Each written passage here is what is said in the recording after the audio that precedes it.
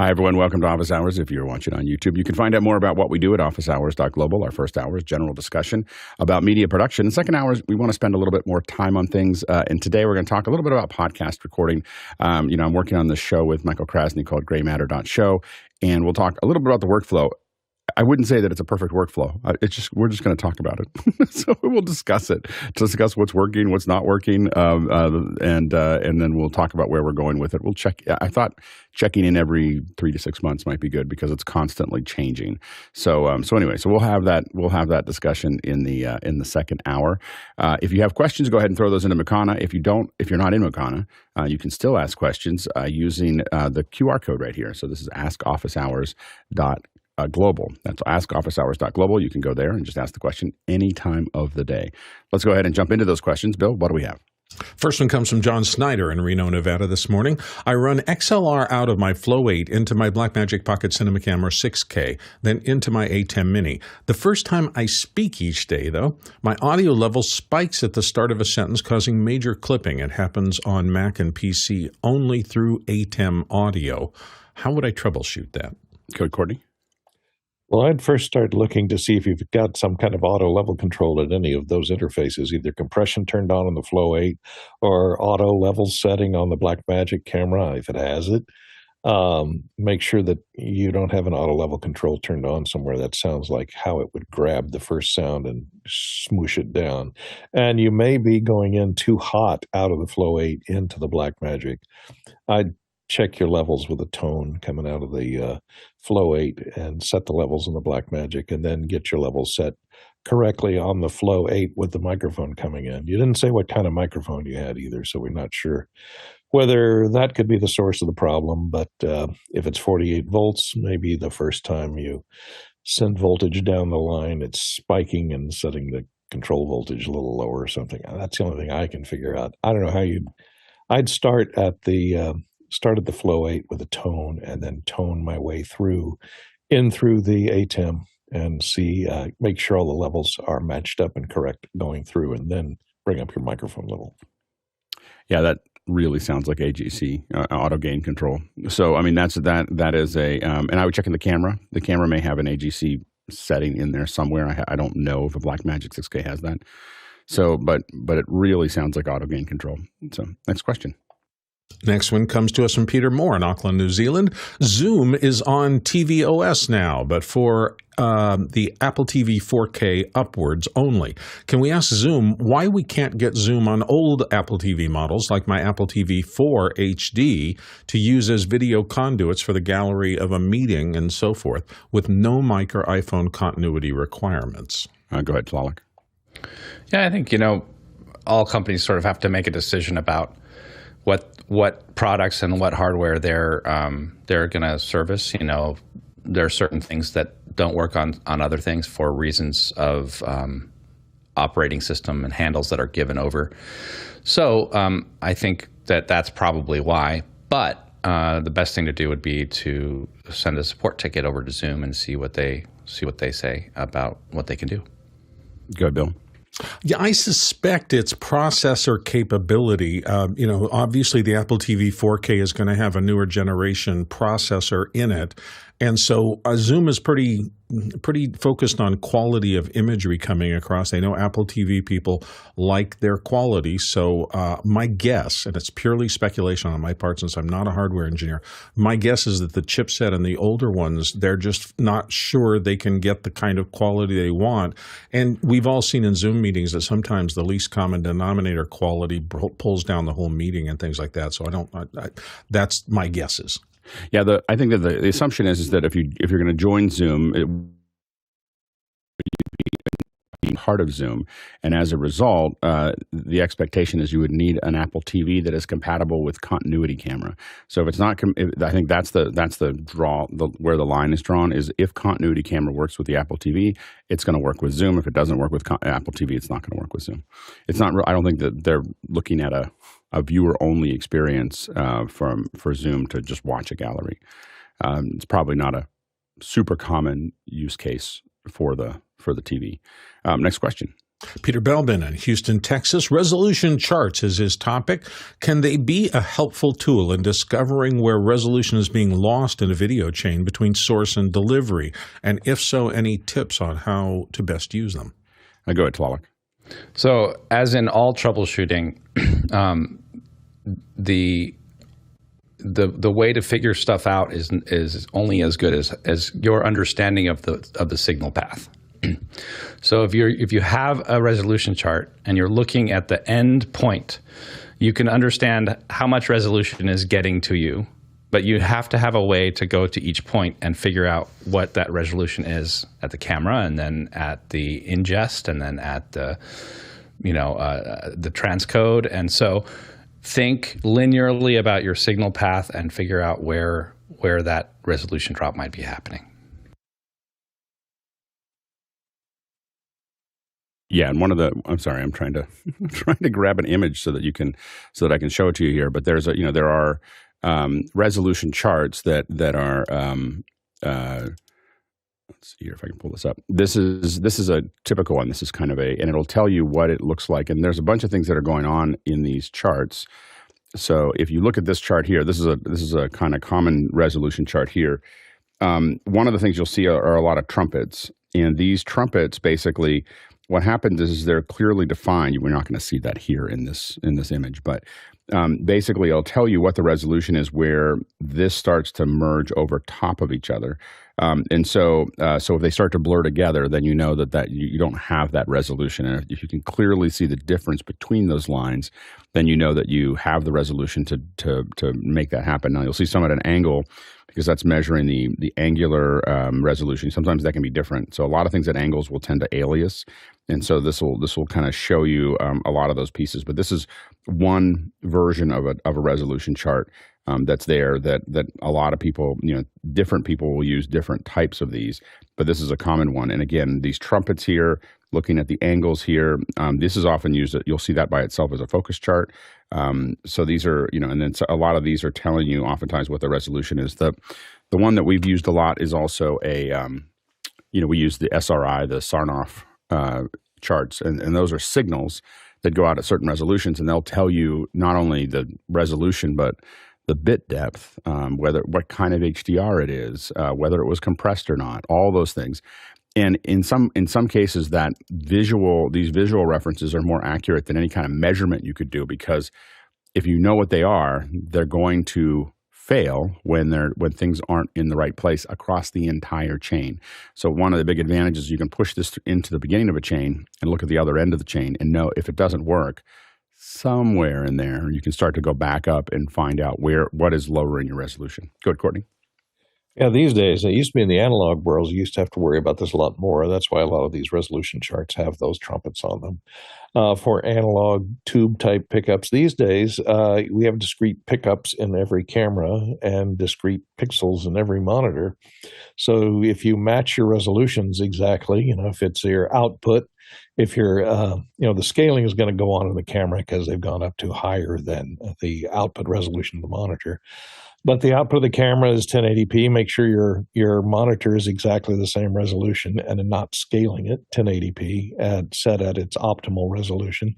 Same thing down the line. Set the monitoring at the output resolution of the camera. And then you can make sure, because if your monitor is scaling, you're not going to know where that problem exists, because it could be the scaler in the monitor. So make sure that your monitors are all set to the same resolution. And then you can see how bad the compression is affecting your resolution on the way down, especially if it's going out to multiple resolution streams like YouTube and so on. But for processing your own signal and checking your own signal, just match the resolutions and check that way.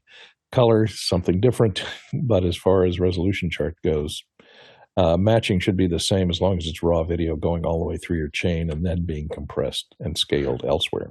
One of the things that we often see is if the chip isn't really 1080p, or if it's a smaller chip, sometimes there's scaling involved, and so the camera is delivering 1080p, but it's not really capturing 1080p. And so those are the kind of things that we want to, that's what the chart is useful for, is to not, trust but verify.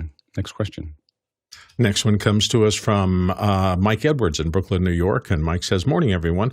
On the topic of mobile streaming, what does the panel think of the recent release from Yololiv, the Yolobox Ultra? And he's got a link to it. Yeah, it looks really interesting. And if you have super mobile streaming needs, like, I don't know, you're mountain biking down the side of a cliff and you want to stream that, this seems awesome. Otherwise, as good as it may be, I just get super nervous about a single point of failure like this. If anything goes wrong with that one box by these guys, software update, whatever it is, and your whole system goes kablooey. So that's the primary concern I would have with it. Yeah, everybody I've talked to has, been excited about the feature set that YOLO boxes have and not as excited about the ongoing, like how well they work in the field. So that's been generally the feedback I've had. I've not had the opportunity to work on it myself, so I don't want to give an opinion of my own, but when I talk to people about it, they're like, oh, well, it lists what it can do. So that it doing it has been a different problem. So I think that's the thing. That's the kind of the hill that they have to get over as they release new products. Next question. Alexander Knight in Port Coquitlam, BC, Canada. I'm thinking about ceiling mounting an overhead mic out of frame for another project. K&M has a ceiling mount product, but I want something with a jointed articulating arm. Suggestions? Good, Bill. Well, I do this in my voice booth. I had to think, and I kind of took a little thing. I'm going to question. I'm not saying no, but I'm going to question the articulating arm thing. Here's what I did. This is a ceiling mount straight with a spud on the end. I have that bolted into the top of my ceiling, and then I just used a standard short boom arm and attached it to the bottom of there. It lets me get pretty much anywhere I need to in the confines of the voice booth. The reason I'm saying maybe yes, maybe no to the articulating arm is generally articulating arms are designed to be desk mounted, and the best of them have a control that lets you tighten or loosen the articulating changes, those little areas where the articulating arm has multiple places. If you get one of those, you're probably in good shape. But I have found that the less expensive articulating arms can be tough when you turn them upside down because they don't really hold as tightly as you'd like. And if it has bad friction controls on those joints in the articulating arm, you might be fighting a lot of pushing it up and it wanting to drift down. I'd just be careful about what you order, but yeah, getting a mic stand off the floor and out of the way on a ceiling is generally a very good thing. Good, Courtney. Yeah, I have all my monitors, on these articulating arms. And there's two different types of arms. Let's take a look at them here. This is one that I'd probably recommend. And the other type is with a single knob that tightens multiple ball joints. This has a rosette at the arm junction here and then ball joints at either end, and tightening this one knob here is what controls, one knob tightens both joints. This one has separate tightening at each ball joint, and each one of these knobs tightens two ball joints, and so each section of the arm is individually loosenable and tightenable, if those are words, and I don't think they are. That way it lets you just change the angle of one of the arms without affecting the other two. And the problem is with multi-jointed arms and the single knob, it's nice because you just turn a single knob and it stays, but they're weaker. Like Bill says, they don't tend to hold as well. And with the multi-jointed arms, you can set two angles and then just fine-tune with the last one without affecting the other two. So it's a little bit easier. But you could attach that. That one that I pointed to has a adapter to go from 1/4 inch to 3/8 inch. If your shock mount for your microphone has a 3/8 inch screw on the end of it, so you could use that. And it has the magic clamp that could clamp onto a suspended ceiling or something, or a overhead truss or a pole. Yeah, and I have this is the one that I have here that I use occasionally, and so this is that super clamp or super arm. What do they call it? Magic arm. And then I have a Mayfer that's grabbing onto that, but you can do anything you want to attach it to there. And then this is stuck into that, you can see that stuck into the Mayfer. That loosens it. That's what Courtney was talking about. And then I have one more articulation, which is the actual pistol grip. So that pistol grip allows me to do the kind of the final, so I've got a couple different joints that I can kind of place it. And I have this one. It looks like it's in frame, but it's, as you can see when I cut to me, it's just out of frame. It's like right there. I lower it down to make sure that it's just out of frame. And I use it occasionally when I don't want to have the mic in the frame, but it doesn't sound as good as this mic. But it does do okay. Go ahead, Bill. So the other little factor I wanted to warn you about is bounciness, and that may not be, like in Alex's circumstance, that's not in play at all because it's a fixed thing and he's going to sit in a fixed place. If you are going to try to push it up and down, you're going to stand part of the time and lower it part of the time. In those circumstances, the multiple joint articulated I find to be a lot less stable in terms of repositioning than something as simple as just a T kind of circumstance. So it depends on what you're going to do. I wouldn't put a camera on one of those kind of things, but a microphone out of reach and it's going to be in a fixed position. Perfect. Yeah, go ahead, Tlaloc. I just wanted to add that you also really want to think about how you're mounting it to the ceiling and make sure that it's solid and secure and not going to fall off and hit everything on your desk during a show or even not during a show. One way would be a pigeon plate. I think that's what they're called, where you have essentially a little peg that you can clamp onto, and you can put all kinds of things on that, where it's often used for lighting. And you can clamp down on that peg and then have a really good solid connection point. Yeah, if you have those drop ceiling, you can, of course, draw those in. If you have a drop ceiling, that scissor clip to a baby pin is a really useful. I used to have bags full of scissor clips, and the first thing I do, even now when I walk into a room, is I usually look at the ceiling and see if it's a standard drop ceiling, because I make a whole bunch of decisions about what's possible when I see a drop ceiling of what I might be able to attach to it. Drop ceilings are remarkably stable, so you can put, definitely a mic on it. I've put whole 4x4 Kinos on drop ceilings. So, next question. Next one comes to us from Peter Moore, again in Auckland, New Zealand. I first saw Kiss in 1977 as a 14-year-old at VFL Park in suburban Melbourne, Australia. Kiss have avatared themselves here. Thoughts? Kiss are touring down under at the moment. He's got a link to the show. Yeah, I think that the tour is still physical for this last tour, I believe. But is it the Avatar version right now? Go ahead, Courtney.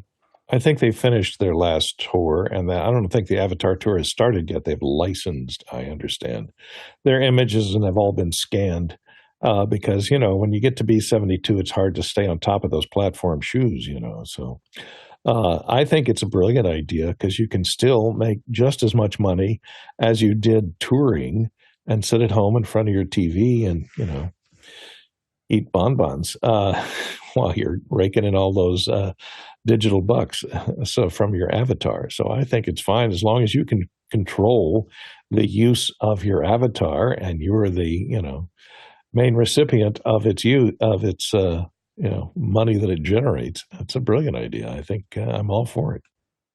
Yeah, I think that ABBA was the first one to really, put this out there. And everything I've heard, I think Nigel's been to it, and he said it was amazing. I've talked to a couple other people that said that it's just a really, really amazing experience. And it's ABBA as if they were in the 70s. And they said outside of a handful of experiences, you really feel like you're there. It's just like, and the fact that they're on a LED wall kind of drops away. So I think that ABBA is probably the ones that kind of push this forward.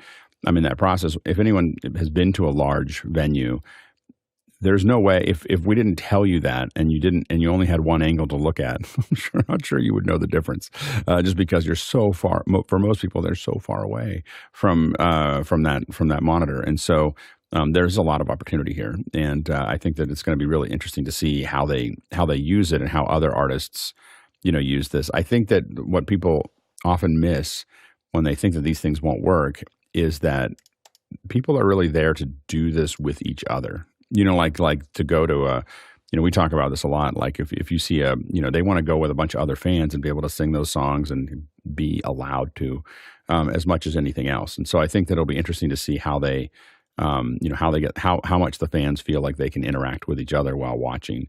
I do think it might be it'll be interesting to see how many people will go to a tour on this. Right now, ABBA sells out theirs pretty effectively in London.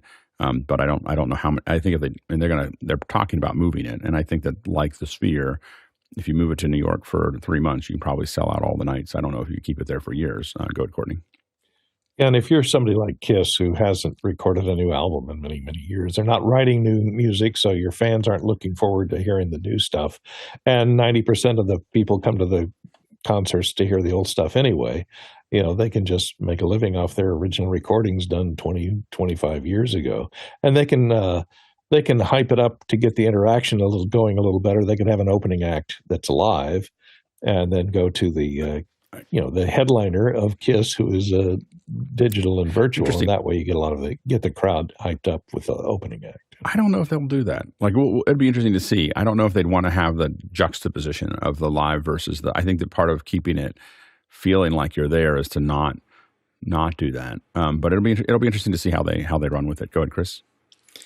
I would love it if you could get somebody to admit to who is the biggest name, most prominent, public figure. I realize it's not going to be like Celine Dion or something, who had a stand-in at their show and nobody knew.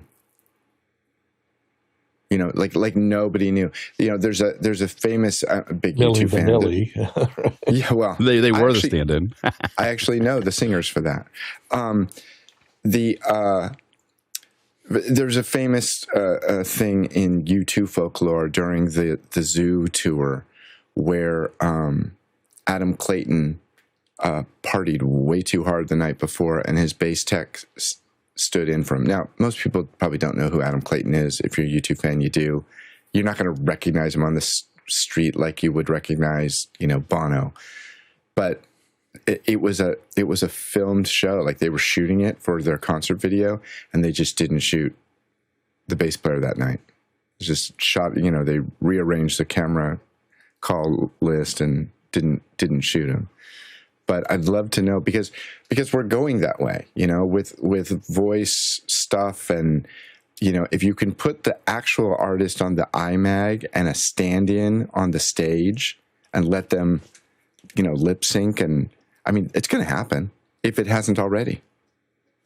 Yeah, it'll be interesting to see. It'll be interesting to see how. I mean, I think that artists are right now cashing in on tours because that's where they make money. Usually, when you overdo something over time, I mean, we're seeing this with big effects laden movies.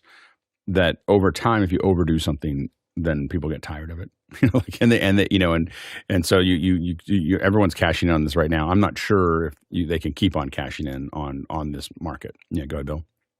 Well, I think this has been happening for a long time. I remember, the old show must go on thing. I was at a concert with a famous duo once upon a time, and it was very keyboard, and one of the two people in the duo played the keyboards.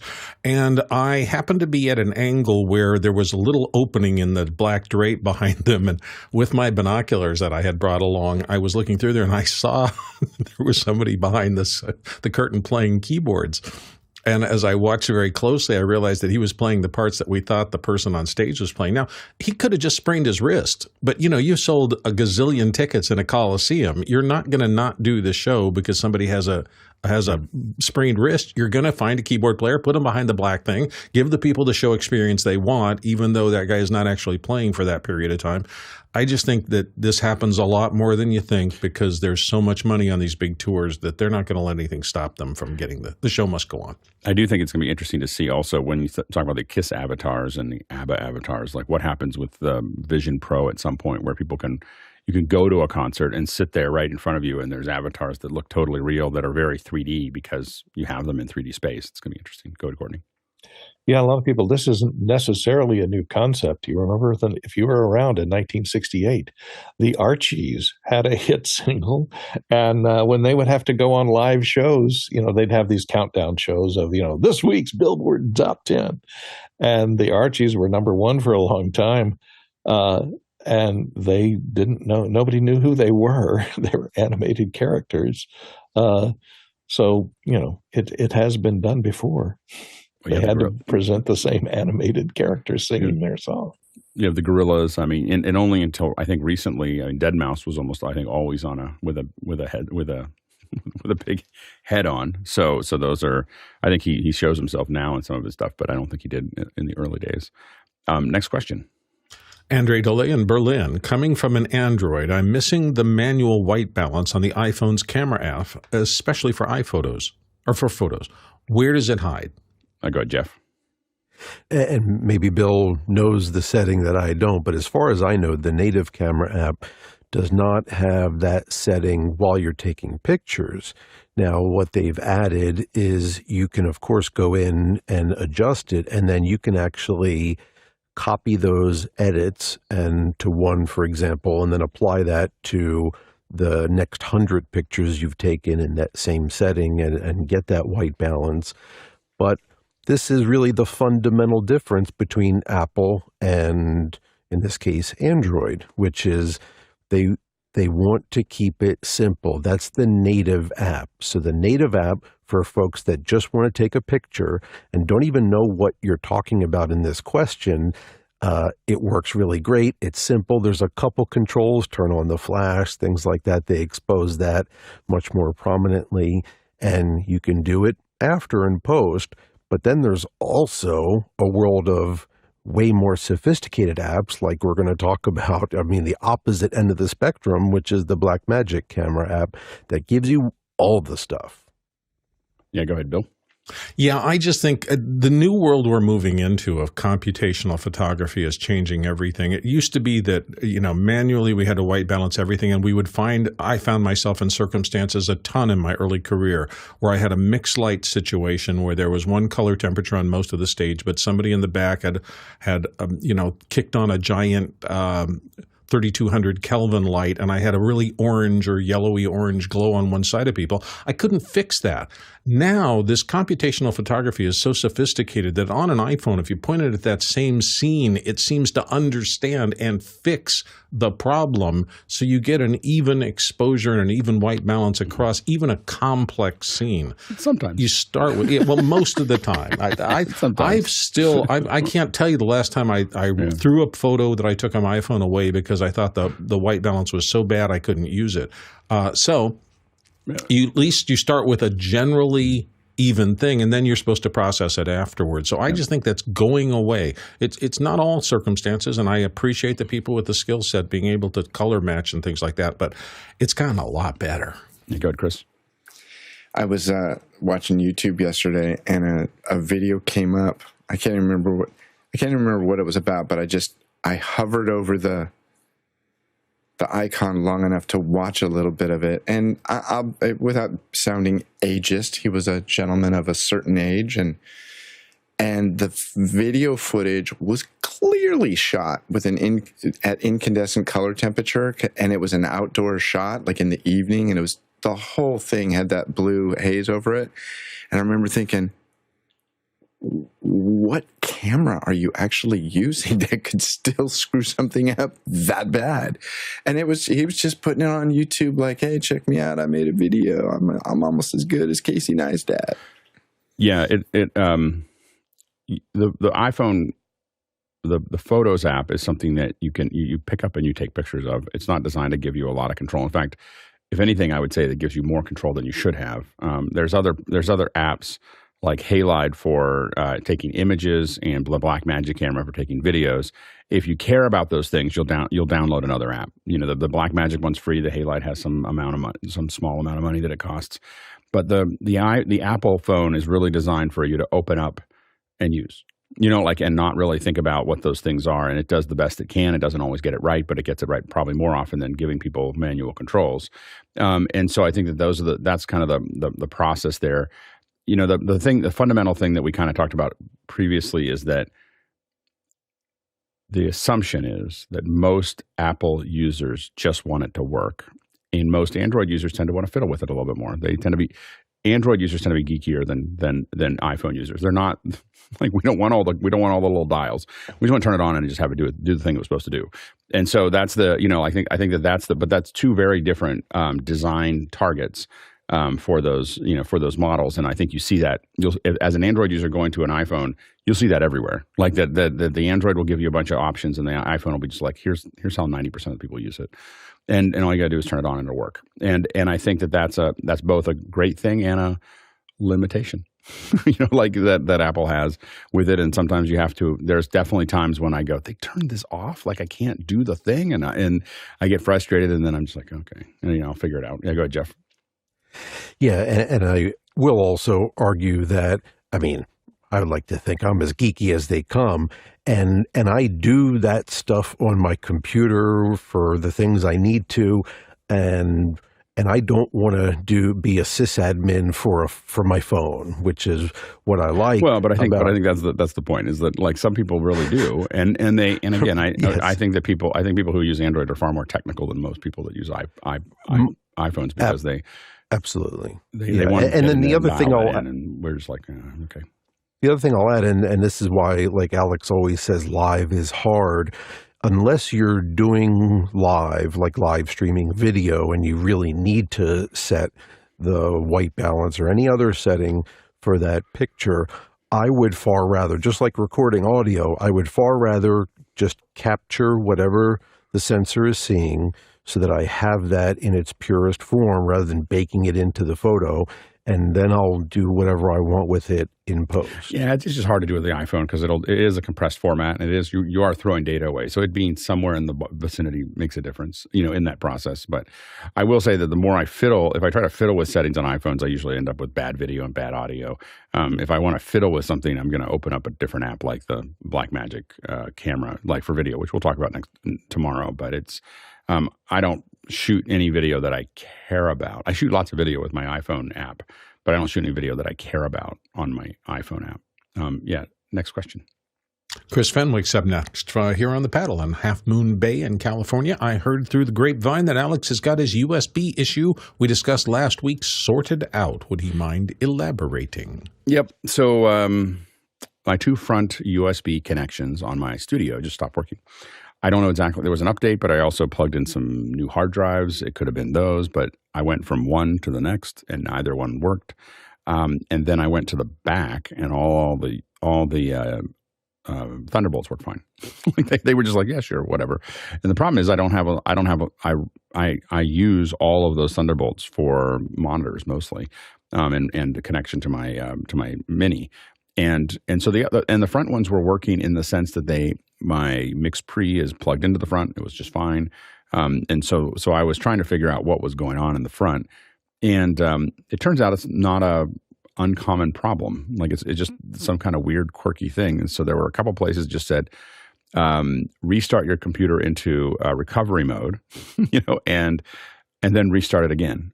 Sure enough, that's all it took. Like, I have no idea. Like, I didn't do anything. I didn't hold anything down, but I restarted in recovery mode and then shut it down, turned it back on. Everything was fine. I don't know what it's doing inside of there. My guess is that it's somehow like it's zapping the PRAM on the way through or doing something. So as it goes into recovery, it's just pushing a bunch of little things through it. It is now throwing an error when I started that there's some extensions it doesn't like, but it won't tell me which ones. And so I'm trying to figure that out now. Everything's working, but now it complains every time it restarts. And so that's a new problem, but it definitely like closed off some gaps and restarted some restarted the the PRAM and probably knocked some preferences out or something like that. But it seems to be at least the front ports work. Go ahead, Chris. I mean, I'm glad you fired up the Google and figured it out. Is that what you ended up doing? It's not what you know; it's how well you Google. Right. So anyway, yeah. But I gotta say, when you were saying that, I'm like, what are you talking about? That sounds like madness. You're doing something wrong. I was a total skeptic. And well, there was another. The worst part, it's on the Apple. It's on the Apple discussions, and it is an Apple like response. Like, this is how you fix that. Yeah, and I think that same day somebody was complaining that their USB drives weren't, or the one USB drive wasn't mounting or something. I can't remember, but it's an interesting testament to the fact that sometimes when you and I'm taking the blame for this, sometimes you hear stuff and you hear somebody complaining about something and you just go, yeah, you're crazy. Yeah, that can't be. And I totally thought, I was like, what are you smoking over there? The response when I was the response from one of the folks who trained me in a lot of things was, sounds like a personal problem. Exactly, right. that was usually like, you complain about it. Sounds like a personal problem. So and when because you texted me, I think later that day or the next day, and I'm like, oh wow, he really did have a genuine, legit problem. Okay, good for you. Glad your Google worked. Go ahead, Bill. The minute you said you rebooted in the other mode and then came back, I said parameter RAM. Yeah. And I didn't know that even existed. And somewhere in the middle of my career, maybe 5 or 6 years ago, I was on with maybe probably longer than that. I was on with an Apple genius because I had a little problem. And he goes, so how long since you've completely restarted your computer? I said, about 3.5 years. Yeah. So I'm surprised anything's still working. And occasionally flush it. I don't even know if the PRM zap. I think so. What you do is you hold down Command and Option, I believe, and the PR buttons. Right. Four keys. When you hit now I hold down everything. I hold down like Command, Option, Control, Shift because I can't remember which ones they are, and then I hold down the PR. Oh, it still works. That's the keyboard shortcut to disable the front ports. Maybe that's what the problem is. It's not. I didn't do it before that. So anyway, but you'll hear it and it goes dong, dong, dong, and you do it like 3 times and it will. But is that legit? I don't know. I haven't done it recently. No, I didn't know. I didn't think it was still a thing on the new M1s. And so the PRAM holds, a lot of these initial parameters, and the way when you zap the PRAM, I've never had zapping the PRAM do anything other than make the computer work better.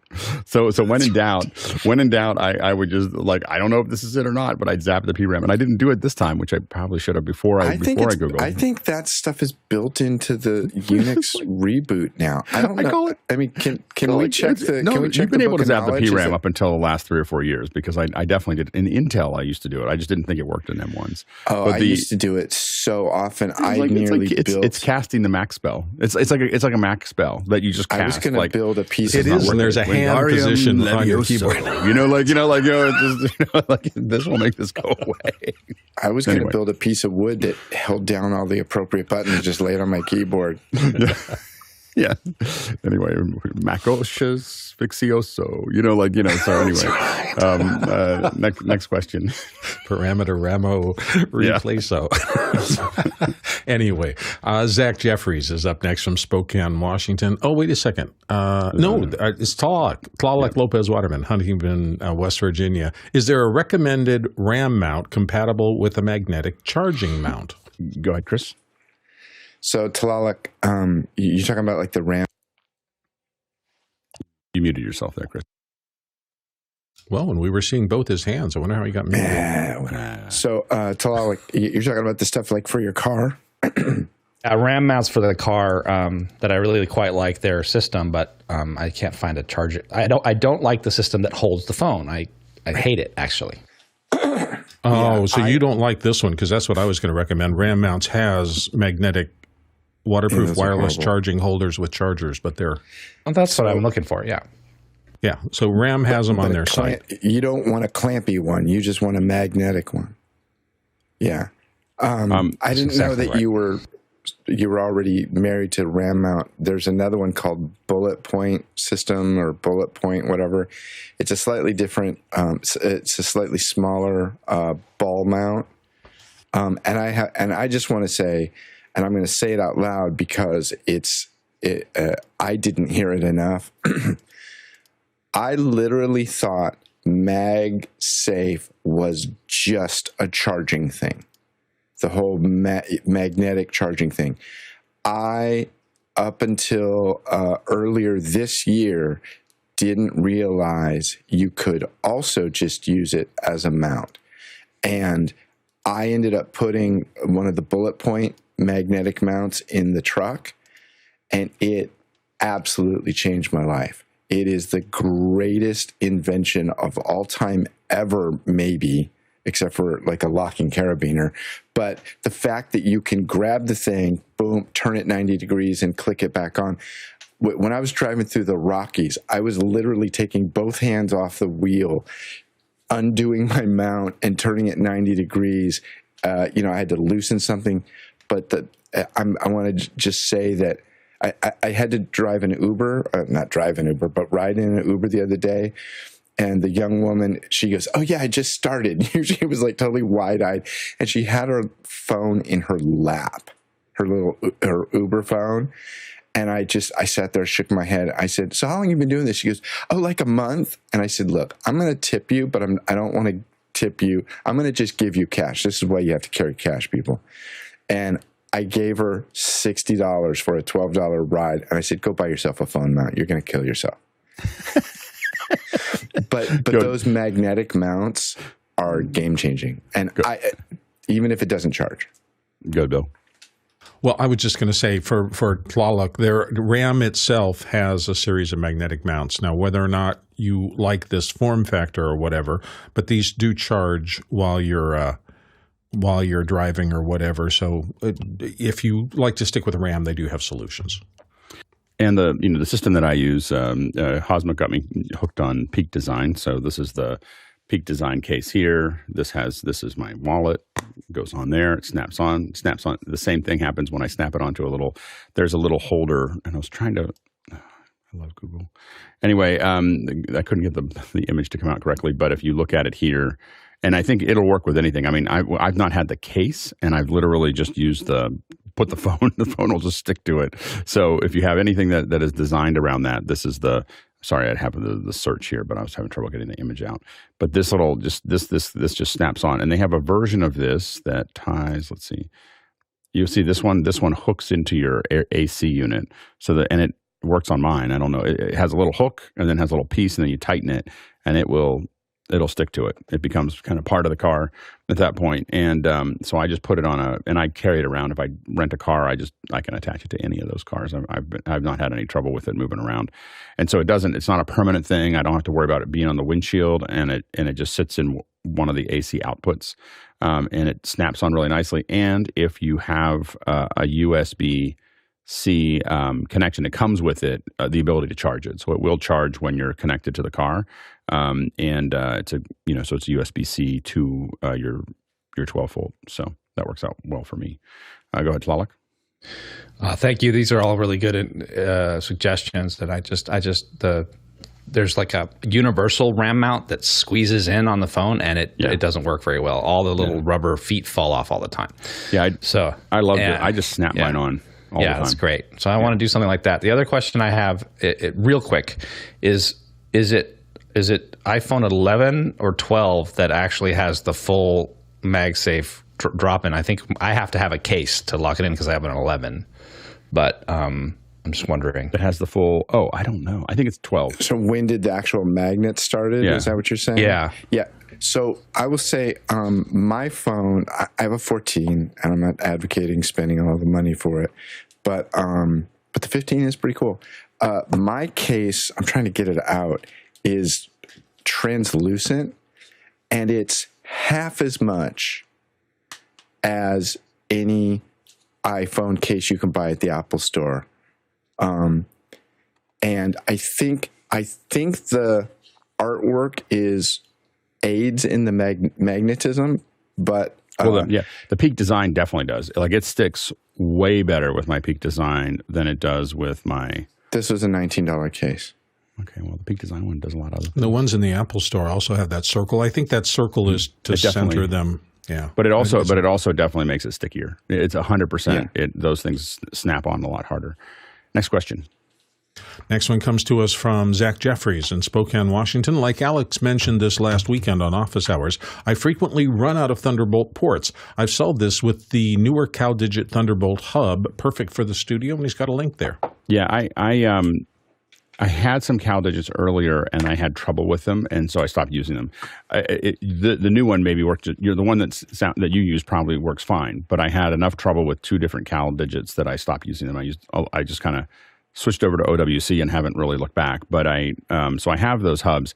The problem that I have with ports is that I'm a little superstitious about what I plug into what I use as a breakout and what I use directly. So my video and my audio always go directly into my computer because I've had trouble with that in the past. And my monitors go straight into the computer. But when you have a bunch of monitors and a bunch of computers, you run out of things to hook it into. But I do have one more port that I'm splitting out. Yeah. Next question. Next one comes to us from J. Rob in Sarasota, Florida. I never really liked my old Mackie mixer. I do like my new RØDEcaster Pro. What has the panel's experience been with these brands, and what does it mean that RØDE has now acquired Mackie? Go, Jeff. That specific question was discussed yesterday, so maybe we don't ever refer to the past. It's just a new question. So you just answer the question as if it was new. Yep. And new topic. Mm-hmm. I will argue that the history almost doesn't matter, because these things are changing so rapidly right now that what a company may have done in their analog days and everything else doesn't always translate to what they're going to do with all of the digital stuff and then their functionality. And companies are changing the way they do their functionality. So I would look at current models of whatever it is as a guide to the functionality. And RØDE has demonstrated that they have a great understanding of what consumers need at different segments. I keep switching now between my far more expensive mic and this RØDE mic because I like the sound from it also, and this isn't the newer one with all the USB features. So I think it's a good thing for Mackie, because RØDE, like in the RØDEcaster Pro, has demonstrated a really good understanding of what the current crop of users want from their equipment. Go ahead, Courtney. I used the Mackie mixers for years. Never really liked their quality of their sound that much, but the 1604, anybody who's an editor knows those. Had them sitting on a desk in almost every edit suite because they had a lot of aux outs that could be mixed together. But they were all analog mixers, and RØDE has mainly been delved into digital mixers where they're much more flexible. They have a lot more, you can run plugins in them. They bought Aphex so that they can build in compressors and a lot of stuff that you can't get in an analog board easily.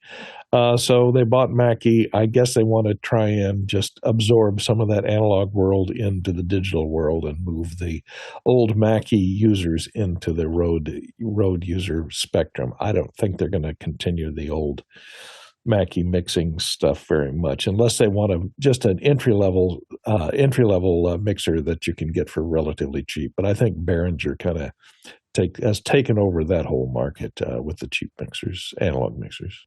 You go ahead, Bill, real quick. Greg Mackie and his wife, I think, built a great company from nothing, sold it off, eventually moved offshore for their processing, and now have sold it off at the end of their careers. They've got to be, both up there, because I think I was young when they started. So congratulations to them. And hopefully the name goes a long way, because you're right, everybody had 1604s for a long time. I think there's some build quality stuff that can come from Mackie that could help RØDE, and RØDE has a lot of electronics that will help what Mackie does. Next question. Tyler Roberts in Chambersburg is up next, looking for a way to capture an RTMP stream from a drone to use in live streaming. Is there stream mixing software that does it easily? Yeah, a lot of them will, actually. So mimoLive, vMix, Wirecast will all I believe Wirecast, but I know that mimoLive and vMix will both, and I believe OBS will all receive an RTMP feed, and those will be coming in as a source. So you can definitely stream to your software. If you're looking for hardware, there are some decoders. I don't have them off the top of my head. We've streamed them to our elementals and just streamed an RTMP input and then used that but it's a straight stream. The question is, are you trying to cut it into something? And so remember, there will be some delay there, but probably only a couple seconds. Next question. Claude Lopez Waterman here on the panel, Huntington, West Virginia today. Alex, your pick of the week yesterday seems like something that could really help my projection design work. Can you slow clips way down without them getting jerky? And what's the name of it again? It's super interesting. Yeah, it's Topaz Video AI. This is what I chose on MacBreak, and I was using it last week. And I'm going almost 3x down as far as the number of frames, and so it's from 24 frames a second to 60 for the stuff that I'm working on, and remarkable. It's just remarkable. Like it takes a long time to process. As I said, it generates about 0.7 on my Mac Studio Max with nothing else going on. It's 0.7 frames a second. so it is a very, but it's analyzing the frame and building all these frames in between. And There are a couple things where I saw textures kind of ride a little bit. You don't see it in real time, but if you go frame by frame, like on a sleeve moving towards the camera where it doesn't have a lot of information, it just looked like it just kind of rode along a little bit. It just didn't get that quite right. It's the only place I saw a real, it doesn't like a lot of heavy grain. Grain is really hard to add more frames to. So having a clean image makes a difference. So we had a little trouble with that as well. So that depends. And then you want to give it as much resolution as possible. So the 4K solution worked way better than the 1080p solution. I was trying to save time. So I was like, what if I just make this 1080p because that's what I'm going to use first? And I got a much lower quality solution because it had less, it was 4 times faster and 1/4 the quality. Not maybe 1/4 the quality, but half the quality. Next question. Brian S. in Brea, California. Can a pacemaker cause interference with a wireless mic transmitter? Go ahead, Courtney. A more important question to ask is, can your wireless transmitter create a problem with a pacemaker? This is why you never use a wireless mic on a person with a pacemaker. I learned this when I worked with Ansel Adams many years ago, who had a pacemaker, and I could not use a wireless mic on him. Because if that wireless mic can induce currents, the pacemaker works at very low currents to stimulate the heart. And if your wireless mic transmitter interferes with the signals coming out of that pacemaker, because it's monitoring the heart too, it could kill the person. So I thought you were going to say, that's a lot worse than audio interference on your wireless mic. So never use I thought you were going to say, I found this out with Ansel Adams. That was his last interview. That was the last interview. I think it was his last interview, but I did not use a wireless mic. I used a Sennheiser 860. Oh, man. No, that went dark really fast. All right. I've been around wireless mics for 40 years. Why did we not know this? I could have put a wireless mic on any number of people. Is that something that they Well, now teach we all know. Now we all know, Chris. No, yes, the pacemaker people tell you don't put any wireless transmitters near them. Maybe they're more immune to it nowadays. They are shielded, but they have electrodes that go into the heart to monitor. That's a terrifying story. I can't believe you've met Ansel Adams. I mean, come on. What's enough about the pacemaker? There's so many things to take away from that answer. All right. Next question. Does the electronic shutter on your box camera? Anyway, Steve Uroff, Madison, Wisconsin. In both of my tests of the Zoom client for Apple TV, it didn't mute my mic when not talking. All of the participants reported a strong echo of their own outbound audio. Have others had the same experience? With an Apple TV, yeah, I don't know. I don't think a lot of us have. I found it interesting that they're doing it. It makes sense, but I have to admit that I haven't haven't thought about using my Apple TV as a Zoom interface. So, in fact, I forgot after they announced it that it even did that until today when we've gotten a couple questions. So I'll try to research it. I'll try to get an Apple TV and we'll try to test it. Next question. Yeah, the only time I could test it is when I'm on the show and I'm not watching Apple TV. Yeah, exactly. That's weird. Next question comes to us from Peter Moore in Auckland, New Zealand. YouTube continues to update the tvOS YouTube app with new features. It is such a joy to use now, but really a hidden gem in my opinion with regard to features they've added. I give positive feedback and the rare bug reports when I see them. Any thoughts on it? Go ahead, Courtney. I bailed out on YouTube apps a couple of years ago when I found this one, which is SmartTube Next. It gives you all of your YouTube. You can enter your account. It'll have all your YouTube streams, what you watched, your history and everything, and no commercials. And you don't pay anything for it. It's free. The problem with it is if you're living in the Apple world, you're out of luck because it only works on two things, which is Android TVs and Fire Sticks. And so what I've done is I put Fire Sticks on all my TVs, which you can get for a Fire Stick 4K for around $30 when they're on sale. Load SmartTube Next on it. No commercials. It has a great user interface. They update it 2 or 3 times a week, so it is always kept up to date. And it updates itself. So. And now that we've shown it on the show, it'll work for at least the next month. So anyway, it has worked continuously good for at least 3 years now, and I don't have any problems with it. Yeah, I love the YouTube TV app. I spend a lot of time on it. Next question. Next one comes to us from Jesse Kester in Glendale, California. We're moving towards network-attached storage in 2024, but we've never built a NAS setup.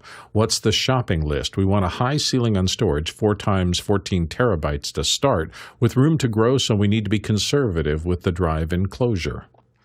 I mean, I think that I would be looking at OWC makes some of these as well as Synology. I think that as you go to a larger number of drives, I'd probably look pretty hard at the Synology NAS solutions that they have there. But OWC also has a lot of great ones there, and those are the ones that I have the most experience with. Pegasus is another one that I've had where we've built some drives up for it. But it depends on exactly how many. You're talking about 14 terabytes is not a very large drive, so I would really think about. Today, I wouldn't build anything smaller than 24, and I would probably look at more like a 36, because they're just not that expensive to build anymore. If you're doing spinning drives, you should be able to do 16 terabytes with NVMe's with the OWC, that Chris and I use, the little box. You can put 4 terabyte. Those are a little expensive, but you can get that done. So that would be really fast. Like it's a super fast. But that's direct attached. It's not network. But I would look at probably an 8-bay. If it was me, I'd probably look at an 8-bay. Synology is where I just start rather than starting small because it's such a pain to move things. Go ahead, Chris. I've been over the years very protective of that little NVMe drive that you've just mentioned, and I had to hand it off to one. Well, you spend more money than I do.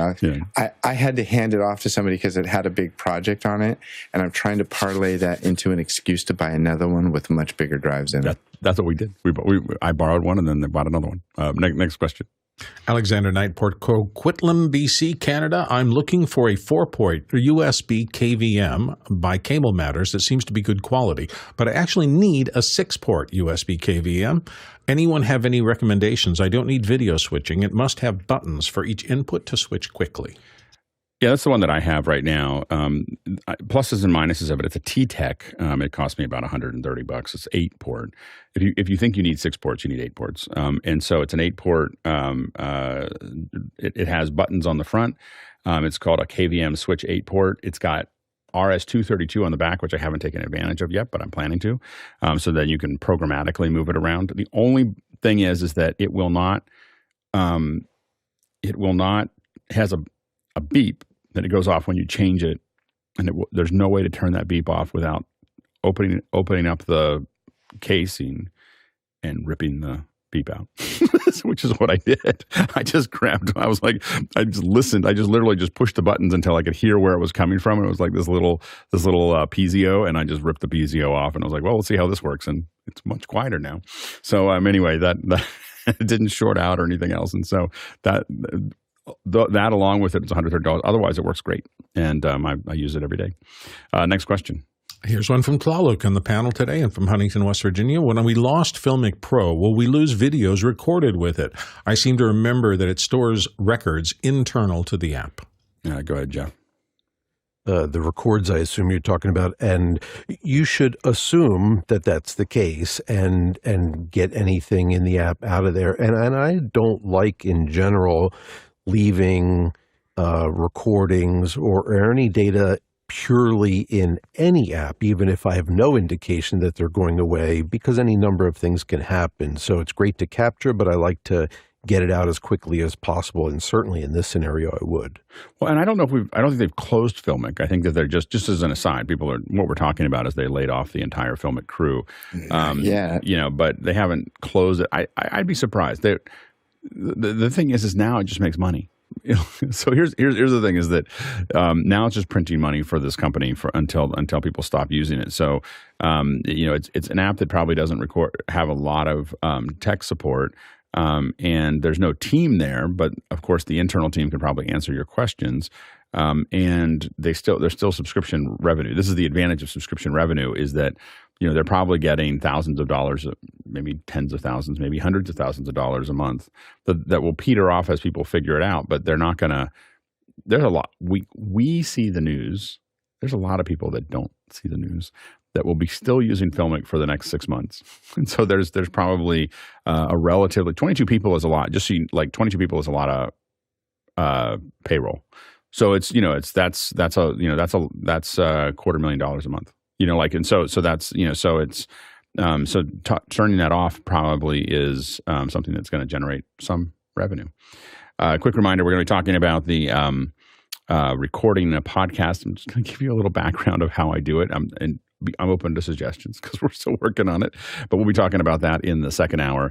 Quick reminder, tomorrow we'll be talking about the Blackmagic camera app. We've all had time to work on it a little bit. We talked about it before, but we hadn't really dug into it. So we're going to talk about it a little bit with a little more experience. So we're going to be doing that tomorrow, and we're going to talk about streaming to multiple locations. If you need to get to multiple locations, we're going to talk about that on Friday. Saturday, of course, is the weekend Q&A, as well as Sunday is introspection. And Sunday is really the place you can ask questions about things, about why are we doing this thing. Also, our own Lopez Waterman is going to be on Tony Mobley's show today at 5. Is that right? 5 o'clock Pacific Standard Time, 8 o'clock. So stay tuned for that. And now we're going to jump into the second hour. Welcome back. And so we're going to talk a little bit about the process that we're using right now for and this is for the graymatter.show, which is a show that we do with Michael Krasny. Michael Krasny spent 28 years interviewing people for KQED, which is the NPR affiliate here. And when he stopped doing that, of course, I reached out to him. I was like, "Hey, come on our show." And so we met him there, and then decided to do a podcast with him. And one of the big things that is great is that his Rolodex is very deep, and he's very good at what he does. So being able to interview people. We're actually interviewing Jason Snell this Friday. And, we've gone through a lot of iterations on how we actually record the show. And I thought that I would talk a little bit about that as we kind of move down the path. And I realized I had closed my little thing here, so it'll take me just a second to get this back up again. But one of the challenges that we have with what we're doing is that it's not exactly we're not, if recording podcasts, in my opinion, is actually relatively easy. So it's not super hard to record podcasts. The hard part is really recording a podcast and streaming it live at the same time.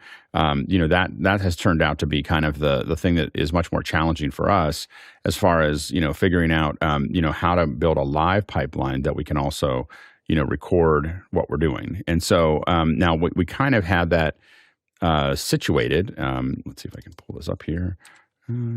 So, this is what it had kind of become as we, let's see if I can grab this here. Hold on. This is what happens when you have lots of monitors. You're kind of wandering around. And so when we did it in our office, in the 090 office this is what we kind of were working with here. So this was the hardware. So there's a couple things that were going on here, just to kind of give you a sense of what this record looked like. So we have X32 here, and so that's where a lot of our audio went in and out. Of course, we had a switcher so that we could do the switching. We have the controller over here. This controller is controlling that X32. We've got this is actually where we embed the audio, this little Pix 240, so that we knew we could see the levels that were going out to it. This went into this is a little AWS encoder. And then over here was where I sat, and here I could switch between the YouTube output as well as the raw output that went out, just so I could check what was going on there. And we had scopes over here, and then we recorded. So we really kind of built this into a bit of it turned into a lot, and a lot of that is, then we're using Zoom ISO, of course, to output the individual outputs, as well as we had a local camera there to grab onto in another room with a teleprompter for Michael. Now, we've moved out of that office, and so we've kind of had to pare down. And so what we've done is kind of definitely made the system a little bit more efficient for now. It's definitely harder to use than what we had here. This one was a great thing because it's all set up, and all you got to do is sit down and turn it on and flip the switch and go. So we had to find a more software, and I thought that would be useful to at least discuss. So the tools that we're using right now are to do this is, of course, Zoom. We're using Zoom for that. We are using Zoom ISO to export our to output our files, loop back to route those, and then we're using mimoLive to do the live stream, and I'll show that in a second. So that's what's generating the live stream there. That we then record to audio hijack as well as a mix pre, as well as Zoom itself. so there's the thing that you always want to, like, if you're doing a podcast, it's great to do a live stream for this show, but it is also something that we it is the most important thing is having some version of the record that's available to us. And so that's how that. And then we are using Jeff. We're still using Resolve for the edit. Yes. Mm-hmm. Yeah. So that's with other stuff. With other stuff. Yeah, exactly. So and Jeff, let people know what the other stuff is. So we're using Resolve, and just so you know, a lot of this went back and forth.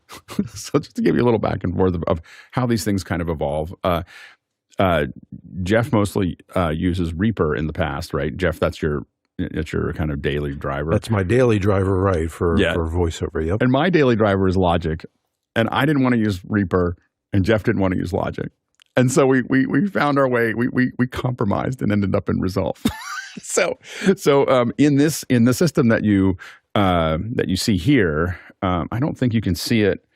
It might not be open right there right now, but on this computer here, while we were doing the records with the hardware, I was outputting direct outputs from, Dante outputs from this X32 into Resolve. And so I would set that up in Resolve and hit record, right before the show. And oftentimes what I was doing is we'd hit record on the other recorders a while before that, so we had, and what we were recording on in the hardware was a Joco. So a Joco makes a 1U unit that records 64 channels of Dante. So we hit record on the Joco via an iPad, and then we hit record on Boom Recorder. And you'll find, again, as we talk about recording podcasts, the thing that I'm most worried about is that I bring somebody in and record and don't have anything to show for it. So you'll see lots of versions of things. And oftentimes I record it at different times. So those I spool those up at different times. So one of the records starts usually 15 minutes before, another one starts 5 minutes before, and then the third one usually starts right before the thing, so that I don't have it's relatively contained. Recently, because the new version is all in my house, and Michael just comes over to my house to record while we're figuring out where we're going next. I hit record like 15 or 20 minutes before. And the reason I do that is because I don't want to think about, I'm worried about the final setup, and I'm by myself with Michael, and I just want to know that I'm recording, and so I will show you, let's see here, let me open this up a little bit here. A lot of the stuff is pretty, this isn't like here's how to do the most complicated version of what we're doing. This is really this is just what I'm actually working on. And again, we can discuss it. And if you're watching, you have suggestions, you're more than welcome to. What we're sending in here, and I don't think you'll be able to see it through this because I don't have it set up quite this way. But this is the very, very complicated loopback that I use here is just this. So and all I'm doing is I'm grabbing a pass-through. I'm grabbing, this is my mix pre, of course, and I'm just grabbing the one channel from the mic, one of the channels from the mic, and putting it into my left channel, and then I'm just grabbing pass-through from Zoom ISO and putting it into this channel here. So this is my little this test device, because here's why there's a test device. Is like if I don't use loopback for a while, I forget that I have to use pass-through, which is just the most annoying thing about loopback is this concept of pass-through. Like my brain, if left alone, will just go back to, I'm going to add Zoom ISO as a device. You cannot do that. You cannot add Zoom ISO as a device. You have to add pass-through as a device, which is just, I love loopback, but not a good nomenclature. So what happened is that I had another one here. I think this is after. Hold on, let me see if I can find another one here. Like this is what I had, and here's the worst part: is I had pass through, and then I put this in. I was like, why do I have pass through here? And I put this in here, and then couldn't figure out why. It was complete. It didn't work, and I had to. I had to call someone very high up at Zoom for some tech support. So anyway, so I was like, I don't understand why this is, and it just, I knew that it was passed through from the past, but it had been a long time since I set it up. So anyway, so the thing, if you're doing this, you have to use pass through out of Zoom ISO to make this work. I will say that what I love about Zoom ISO for this specifically is, otherwise, I'm grabbing the far zoom. What's nice about Zoom ISO is that if I'm going in here, and I don't think I'll have it. I don't think without it running, I don't think it's gonna. Let's see here. Hold on. Grab this here. And we'll go to advanced outputs. So the big thing here that I really like about Zoom ISO in this case is that the participant, I don't have one here right now because I'm not joining this event, but I can choose who I'm outputting. And that is super important to me because it's not just what's coming out of Zoom. It's what it is the person that I want to grab. That means that other people can be in the Zoom and making noise. I made a mistake on this a couple of versions back, and Jeff had to spend a lot of time fixing that. And so but when I do it correctly, the Zoom ISO allows me to just cherry pick the people that I want to grab audio from and then send them out. Now and I will say that again, none of this is, I felt like it was worth showing because none of this is particularly complex. It's relatively easy to kind of see what we're working on here. So this is I was using an ATEM switcher, and the problem is that I really like using, for this kind of show, I keep on feeling I could just use MIMO for this. I don't need to go in through the switcher. And so that is kind of a thing that I kind of keep on going back and forth with. If you look at this is kind of the basic setup here. This is the one we did from last week. It's not very complicated. There's an interview here. Now what you'll see here is I have the audio, the local audio, as well as the Zoom audio coming in.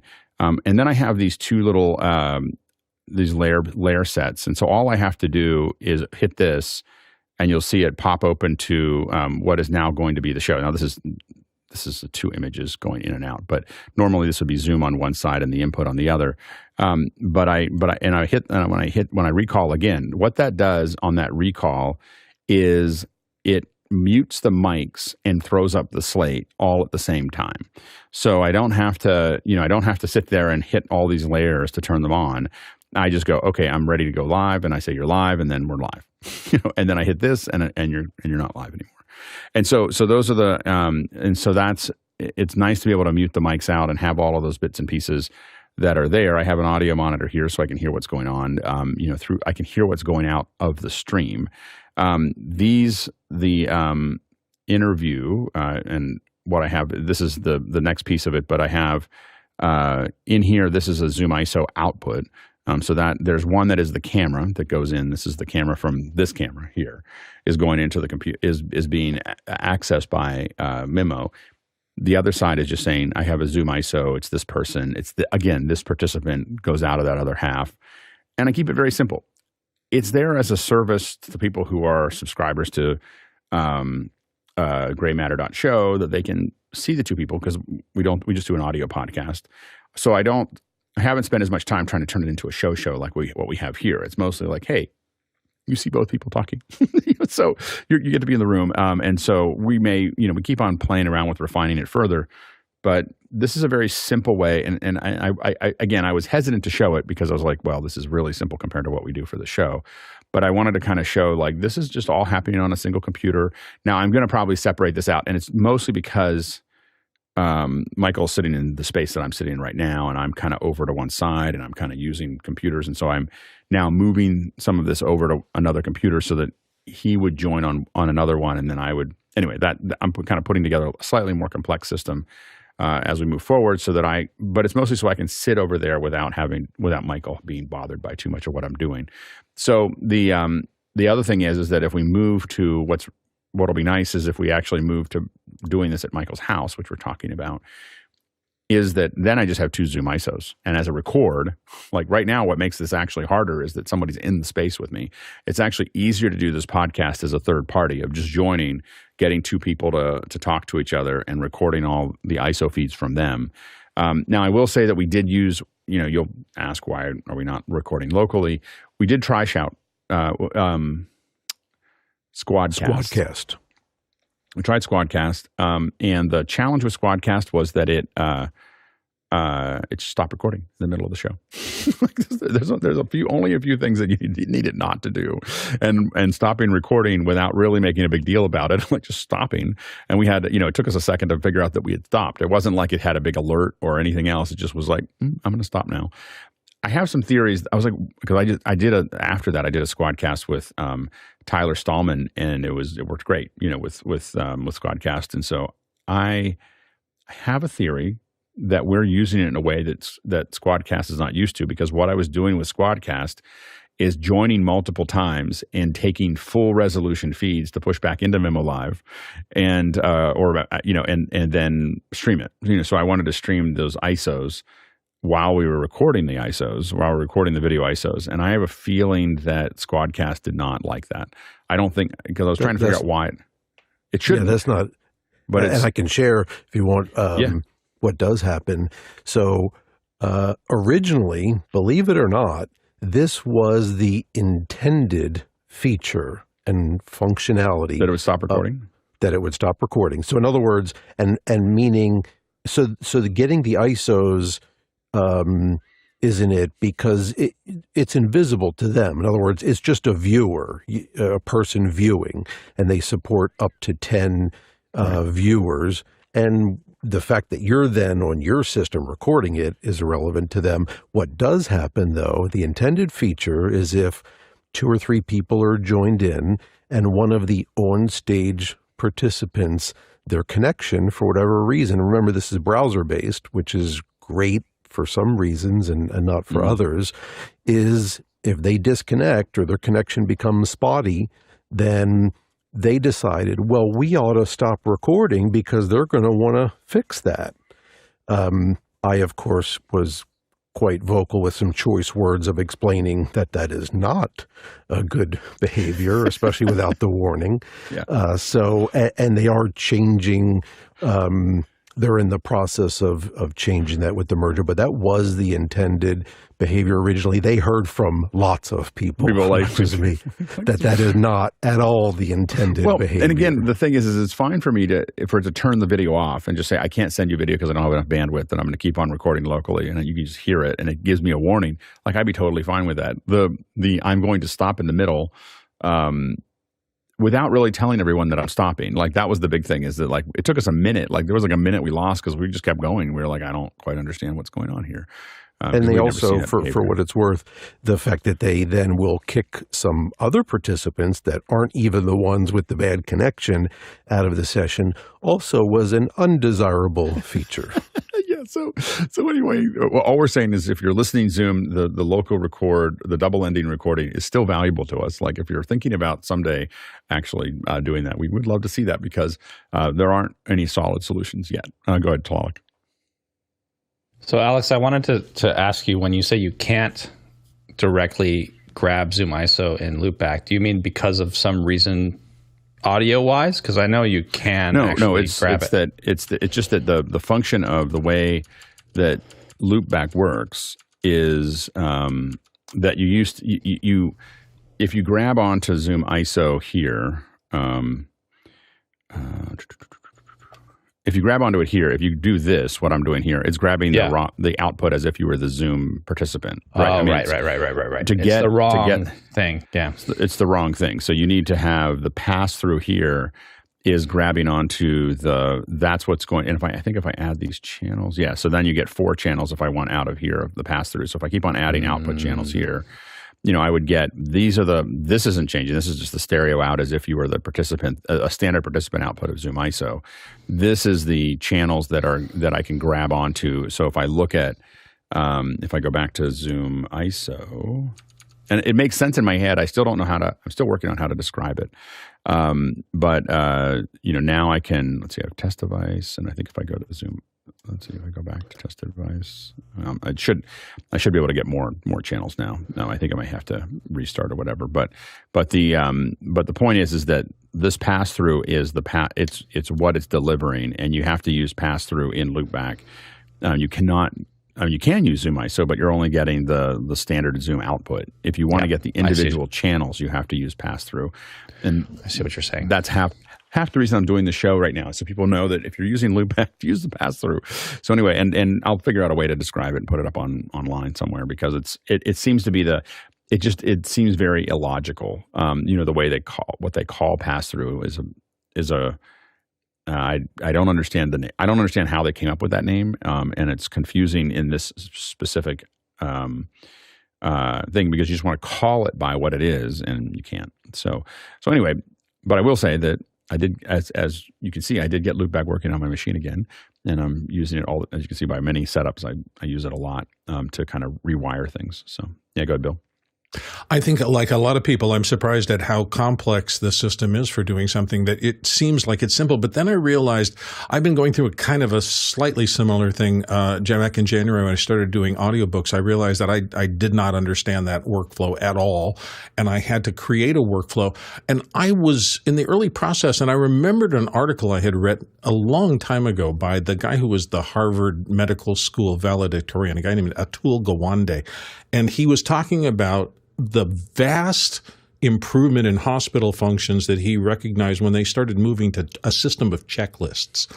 And as this thing got more and more complex, as your description of it was, I went, yeah, that's something I should pay attention to. And in fact, when I started doing the workflow for the audiobooks, I started creating checklists. I created 3. A setup for recording a podcast checklist that I go through every single time, and it eliminates all that. Am I not doing something right? Am I going to fail? Is something not going to get recorded or whatever? A tracking checklist, which is the actual work that I'm doing in the middle, and then a post, because surprisingly, audiobooks are very complicated on the back end in terms of your processing, and I have a very specific thing that I have to go through. And I can't tell you the relaxation of having those 3 checklists, and every time I sit down to do an audiobook, I simply make sure everything is checked off on a fresh copy.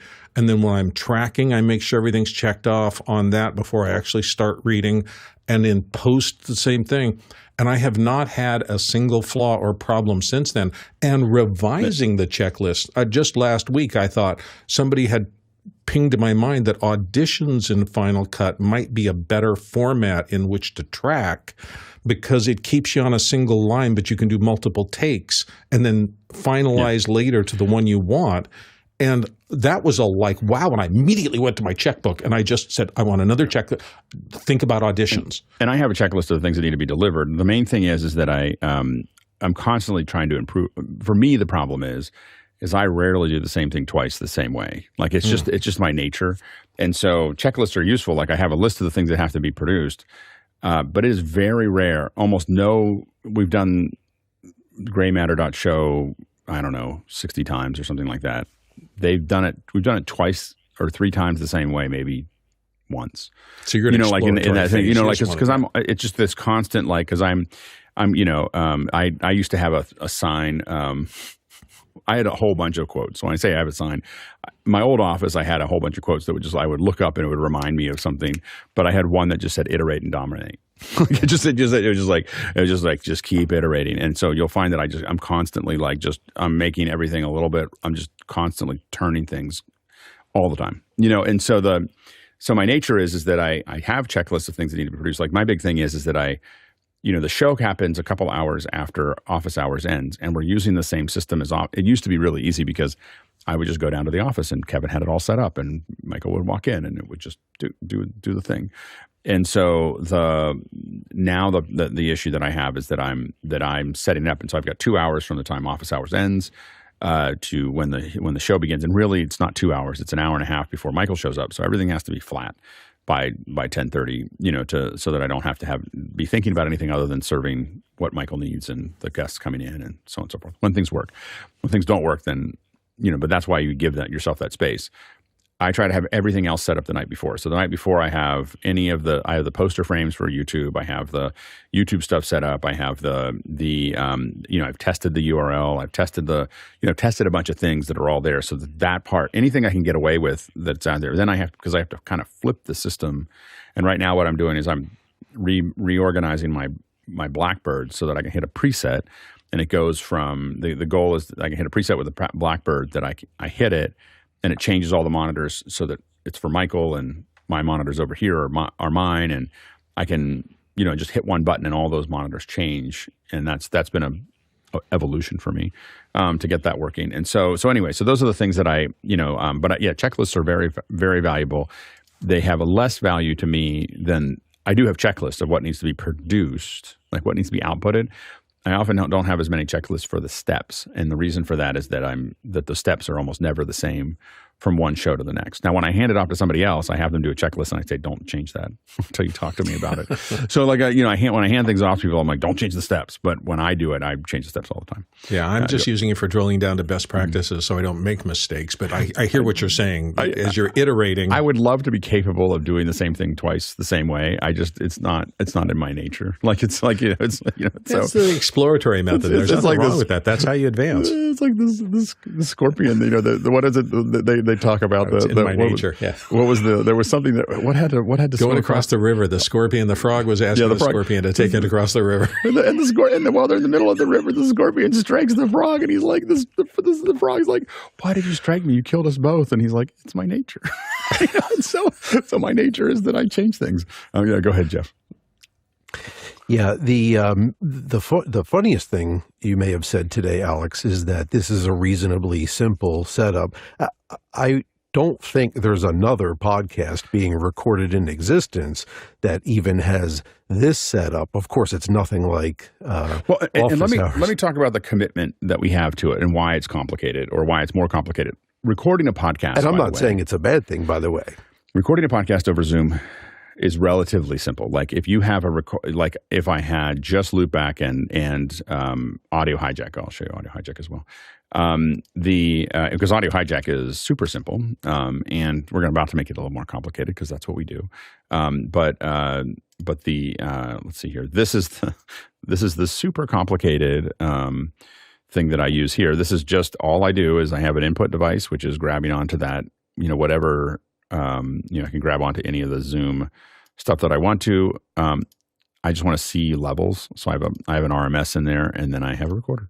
It records left and right, and that's why I put them on left and right is so the recorder, I can send Jeff a left and right signal, and he has the show that's isolated. And so it's a super simple way to do the record. We're going to add some automation to it so that it automatically uploads. That's the next thing for us to do it when it gets to the end, but it's not a big change right now. So anyway, but the reason that it's more complicated is because we're committed to a live interaction with the audience. And so that's the part that's complicated. We want to show a video to the audience, and we want them to be able to ask questions via Mokana so that it's not just, because this was reproducing the radio show that Michael had before, which is that he had radio call-ins, and we're using Mokana to replace that. But the idea is that Michael has questions, of course, to ask the guest, but we want to make it available to the live audience to ask their own questions and be part of that conversation as well. And so it's that live. Most people, almost I would say 99.99999% do not have a live audience listening and asking questions during their podcast. Like that's just on like Leo does that, but he doesn't really take a lot of questions. He just has an IRC that he occasionally looks at.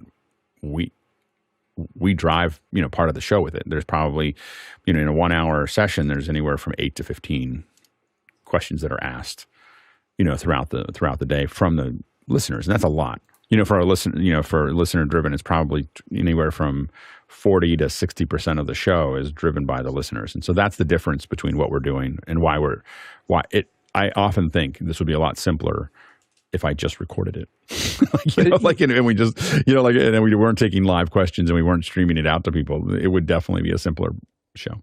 And what I wanted to add is it's not even just that, because there are simple ways to do that. For instance, a fair amount of people do use YouTube Live, which we've been talking about, and you can have multiple hosts all connected over YouTube Live. You can be taking chat questions and interacting, and then when you're done, that is there for listening on demand. But for all good reasons, there's a lot of additional quality that has been added to this the security of the way Makana lets you moderate and bubble up questions and all the other things that make it better and stand out. Like Michael doesn't have to look tools. at it. Michael doesn't have to look at the chat in YouTube. Like there's a teleprompter view sitting next to him. Then Michael can look over and see the questions popping in because we're feeding those to him. Where those are bubbling forward.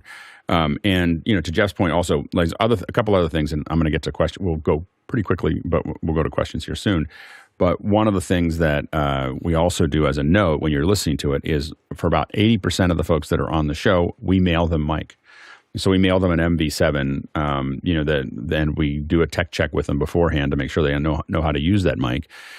It's still not perfect, but it's a lot better than letting them do it. Every time we let them use their own mics, it's somewhere between a disaster and okay. And so we try to, what broadcasters, we get pretty high-end guests, and these people are on a lot of TV shows a lot of times. And what broadcasters tell them is okay, over and over every day, they'll tell us, well, I use this on CNN. I use this all the time. I use these for hits, and it's embarrassing. And then we go look at them. We go look at what what the shows that they showed up on, and we were like, oh man, that is not okay. And so that's so we send out a mic. It's a bit of an expense and a process, but we think it's worth it because I don't like listening to bad audio. IFB. And we send them an IFB as well. Yeah, so that they don't have, sometimes they'll wear it, sometimes they won't, but we send them one. So they get one either way, and that's a standard audio implements. Go ahead, Chris. Yeah, Alex, I liked what you said about the motivational signs around the office. What did yours say? Iterate and dominate. Yeah, I have, my most important one is this one. Yeah, exactly. That is an important one. It's very motivational, and it's words to live by. I have learned that if you hear the trash truck going down the hill, it'll come back up in 2 minutes. No, you have 2 minutes, and you can run out there and pull everything out in the first thing in the morning. Go ahead, Courtney. In the diagram you just showed, it showed you're recording 16-bit. I wondered if, since you've got people coming in that you may not have control over their level, aren't you worried about going over and going into clipping if you're only recording 16 bits and not 24 bits? It's clipping in Zoom before it clips to us. It's not. So Zoom is automatically controlling compressing the level somewhat. Yeah, I mean it's even in but I mean saying if it clips, it's going to clip in Zoom on the way through, and I can make it 24-bit, but I don't think I'm buying anything from it. Zoom is like if several of you talk over each other, like I just talked over you. But those are separate channels. Okay, so they're all kept isolated. So you're never summing the two channels together with the ability, if you both laugh or something, to go over this. No, and the local mic with Michael is on a mix pre with a limiter, so it's not going to go. Then they're recorded. They're typically bouncing at like -12, so it's not. They're not particularly. I think that Jeff usually has to gain them up, and then Jeff, does a fair bit of, Jeff, do you want to outline just in a couple minutes, just 1 or 2 minutes, and then we'll go into questions, but you're kind of what the post for the show looks like. So I upload this, by the way. So I finish this and I upload it to Jeff on Frame.io. Yeah, and, and there's a question about this. So the challenge is usually the other person, and it's always a balancing act, even with the equipment that we're sending them, between the inconvenience to them, who are for the most part not technical folks, they just need to get something, and then just having something that works. So we're almost always having to do some kind of de-reverb and sometimes quite a bit of noise cancellation, because even though we ask them, they have a big giant fan running in the background, the air conditioning is running, or just simply we told them and we're all set up to be this far from the mic, and then they start talking and they get relaxed, and then they're, all of a sudden this far from the mic. And so of course we have the room in there. So those are almost always the challenges. And some of the new AI tools, I try and do everything as lightly as possible because I hate how much I end up having to damage the quality by the time I do all those things, and noise cancellation and de-reverb, and by the way, a fair bit of, de-click, because it would be horrible if I didn't do that. And then plosives, so I'm running a deplosive because no matter where we put the mic, they always end up banging right into it. But some of the AI tools, so for a couple shows where it was just horrible, we had one where there was a mysterious clicking, consistent clicking throughout the entire recording of the guest that was, of course, not there during tech check. And you get into, by the way, if you're doing a regular podcast, a lot of times you stop. The problem you get into is that if you stop on a guest too often, they get into a different state. So you can, once you're going, you have to understand that their mental state of, where they are emotionally and are they ready to have a good conversation matters. And so we can fix a certain number of things. And then when we say, we're going to fix it later, it's because we make it, or I make a decision oftentimes that stopping their flow and then trying to get them back on could be very difficult to get what I need out of them. And I'd rather fix the technical issue. I mean, sometimes the technical issues are bad enough that we stop, but a lot of times we go, well, Jeff's going to have to fix this because I just don't want to. We only have that person for an hour. And if we stop it and they get, it takes them a little time to ramp up. We've had ones where we push too hard and for the first 10 minutes, they're off. They're angry about something, and that's so you have to kind of, when you're doing these records, you have to kind of take that into account.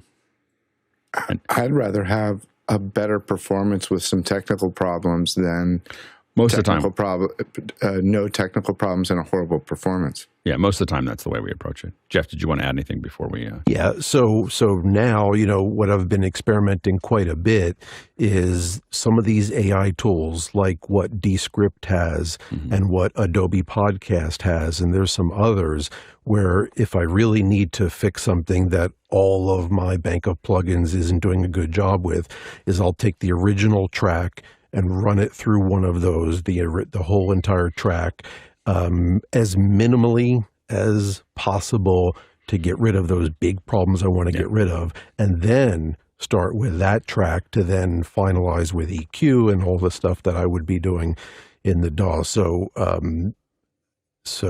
I'm more optimistic. Oh, and by the way, also, if we don't, they swear to us that they are on a wired Ethernet connection. But of course, they didn't turn off Wi-Fi, so they're still on Wi-Fi. Yeah. Or that thing is plugged into the computer, but nowhere else. Right. So, and then you get those little Wi-Fi garbles where a couple words are just garbled, and it's always, of course, the pivotal thing. Like the secret to life is.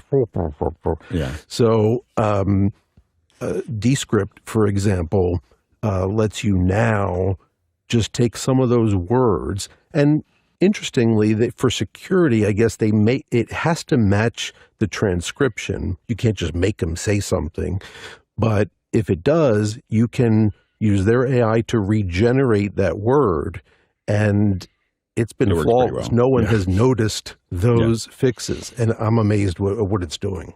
Yeah. Next question. Next one comes to us, Mandy Kokendorfer in Viera, Florida. What post tools do you use to optimize interview subject audio? Remote interview audio quality can be challenging. We've just been talking. I think we talked about that. We're using Resolve for that, and which I think is working pretty well. Jeff, are you getting the hang of it? Yes, although, what I'll probably annoyingly push to discuss more is now the trade-off between as some of these other tools advance and what that good balance is for the tools. I think we'll see a lot, either as plugins or the apps themselves. I think you'll start to see these tools end up in the DAWs themselves. Like I think that we're sending them out and bringing them back in, but I think that that'll probably settle. Like Resolve can already do transcription. You just can't do much with it except for search for the point of where that is. Right. Next question. Jim Brooks in New York says, good morning. What's the best way to improve one's podcast listenership? Are there ways to promote the podcast? Thanks. Go ahead, Courtney. Yeah, you find somebody with over 1 million subscribers and you wheedle your way onto their show to promote your podcast, because that's one of the few ways to increase your listenership. Because the problem is podcast land is served, and especially YouTube, is served by algorithms. which move the most popular and most clicked on up to the top. And if you're starting at the bottom, you're going to get pushed to the bottom all the time. So exposure is very difficult to get unless you are mentioned or promoted either through advertising, which, you know, is debatable that anybody's paying attention to advertising, or through a referral from somebody who has a big audience. And, you know, I know Alex has mentioned office hours on Mac Break Weekly a lot of times, and that's where we get a lot of our listenership from. And it's a good way to expand your listenership. You have to find somebody who's much more popular than you and get them to promote your podcast. Yeah, and what I would say is before you promote your podcast, do get the production pipeline figured out. Like there's nothing worse than most podcasts. I find most podcasts to be unlistenable. Like probably a solid 98 to 99% are either unlistenable because the host isn't good or unlistenable because the audio isn't good. And I just find them to be like just it takes something. It takes practice. It takes a process to do that, and most podcasts aren't there, and so figure that out before you start trying to get more people to listen to it, because oftentimes you only get one chance. Like I listen to somebody's podcast and I'll very quickly make a decision about whether I'm listening to this again, and so, next question. Can I share just a quick story about that? There's a company that I love their stuff, and they release not podcasts, but they released like informative instructional videos. And they were so bad that they were unlistenable as far as I was concerned. But I really wanted to. So for pure selfish reasons, I reached out to them and said, can you guys let me help you a little bit? Like free. I'll just give you like lots of good tips you can do because I want to be able to listen to it and I can't. And won't you know, that email when I said, your stuff is unlistenable, let me help you, they answered right away and took me up on it. Yeah, and a lot of times people just don't know. Like they're literally going to it's like they just don't know that it sounds that bad, and I don't think that they're self-conscious enough. They just think they can listen. They can just record it any old way. And they had no idea. Yeah, it's hard. Next question. Guy Cochran, Seattle, USA. What controller was attached to the X32 in the first build photo? Would you recommend that model, or is there something else? Yeah, that's an X-Touch. There's a couple different versions of it. I think that's the full-size X-Touch as opposed to the smaller one, and it is it's a standard Behringer controller, and it is I like it. This is the let's see. There you go. Yeah, this is what Guy's talking about. Is this one up in the front? So this is the X-Touch control. I think this is the X-Touch, the full-sized X-Touch controller. What I like, this is how I use the X32 most of the time, which is that I like the X32 in a rack where I can do all the wiring to it, and I like to have an Ethernet connection to it that lets me control that, and that can be anywhere I want. I don't like having the mixer and the audio cables in the same place, and so that's kind of that's just a personal, like how we've built a lot of our pipelines to make that happen. And I should mention that in that hardware section, I do want to put out that the magic Mickey hands oftentimes have made that work. so like the magical Mickey has cast his magic spells and has often been there when we were putting that together, making it work. I just want to we haven't mentioned Mickey, but he's been integral to making that hardware solution actually operate well. Next question. Next question from Talalik Lopez Waterman, Huntington, West Virginia, here on the panel. How much editing is required for the final publish? Go ahead, Jeff. That word required is such a funny piece of this puzzle because, like we just mentioned, I listen to so many professional podcasts from well-known brands, companies, and I am also shocked by the quality as well as what things are left into the final product. So it's a very subjective thing. We certainly have a higher bar, and I like to think so. I go through it with a pretty fine-tooth comb, and we do little subtle things like, for instance, because of the way we're recording, and we're not getting a local recording, which maybe we talk about a bit, but so we have the Zoom latency between when the host, Michael, speaks and when the guest answers. And it's a bit of an unnatural gap that just subconsciously to the listener would sound a bit off. So, go through those and experiment with automated tools, but inevitably, usually manually, chop all those out. And so there's quite a bit that I do and that we're doing for every step, which is a higher bar. They're not required, but hopefully they make a difference. And it's very variable. Like we had one guest that does pause when they answer questions, and that's part of how they deliver. And I was dropping off so what was interesting is that I was dropping off the mic with him a couple of weeks ago, and he's like, there's a lot less pauses than normal. Like he had listened to it. He goes, oh, I enjoyed it. It was great. But he goes, you took a lot of the pauses out, and he kind of mentioned that's kind of how I make a point sometimes. And so we as a result, we're more careful about it. Is there's a delay that happens that you want to remove. There's not the reason I did it. The reason we started the reason I started pulling some of the delays out was specifically because when we were doing ones across the world, that delay got bigger. And when that happened, I was like, it was really noticeable. Vienna was on, and when she was on, we noticed there was a larger, and she tends to be very quick, and there was a larger gap there, and it felt odd for her to have that such a long one. So I started doing it there. Jeff does a much better job. And the difference is the gap between when the speakers alternate versus I was also with him in particular, he had what I considered above average pauses within his speech. And that's we're kind of moving more to leave it. Yeah. We're going to start leaving those alone. Like let them just do what they're going to do and only just pull the latency that we know is being created by the system. Next question. Next question comes to us from Robert Linkrum in Belmont Shores, California. Alex, what's the timer clock you're using on your iPad? I was trying to look at where the timer clock is. That. Atomic? So this is, this down here. This is Atomic Clock. We've been using it for, a decade by Goring. I think Goring something or other. But there's a couple Atomic Clocks. The one that's by Goring something is the one we use. And it does kind of a BBC with seconds, and then this thing will go around it makes the seconds feel like they're going slower. I don't know why, but it does. Like for some reason, the little dots going around make time feel like it's moving slower. So there's a psychological thing there for me. And I have one up here too. Like I keep that clock. It's nice. Next question. Next one comes to us from Douglas Carmichael. I noticed the ATEM SDI Extreme ISO in the picture. Why aren't you controlling the ATEM from mimoLive? Because I haven't needed to.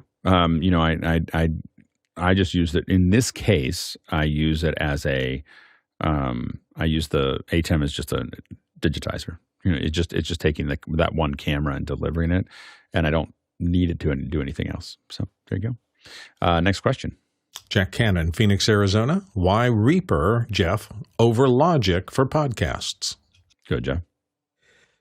Well, first of all, Logic in particular, my opinion, and I think shared by many when I go through the features, and I tried to really give it a lot of time to make sure that the faults I was finding were not because I didn't know how to do something. I wanted to make sure that I was confident that the things I wanted to do, it just doesn't do. And I'm reasonably now confident with that opinion, which is it is intended for music, and it is phenomenal for music, so much so that I started playing around with some of the stuff in there for music. But, so many of the things that you need or that are useful for editing dialogue, just tools to make it quicker, by the way. I mean, you can manually do all the stuff, of course, but it's drilling through menus to find the functions that I can hotkey.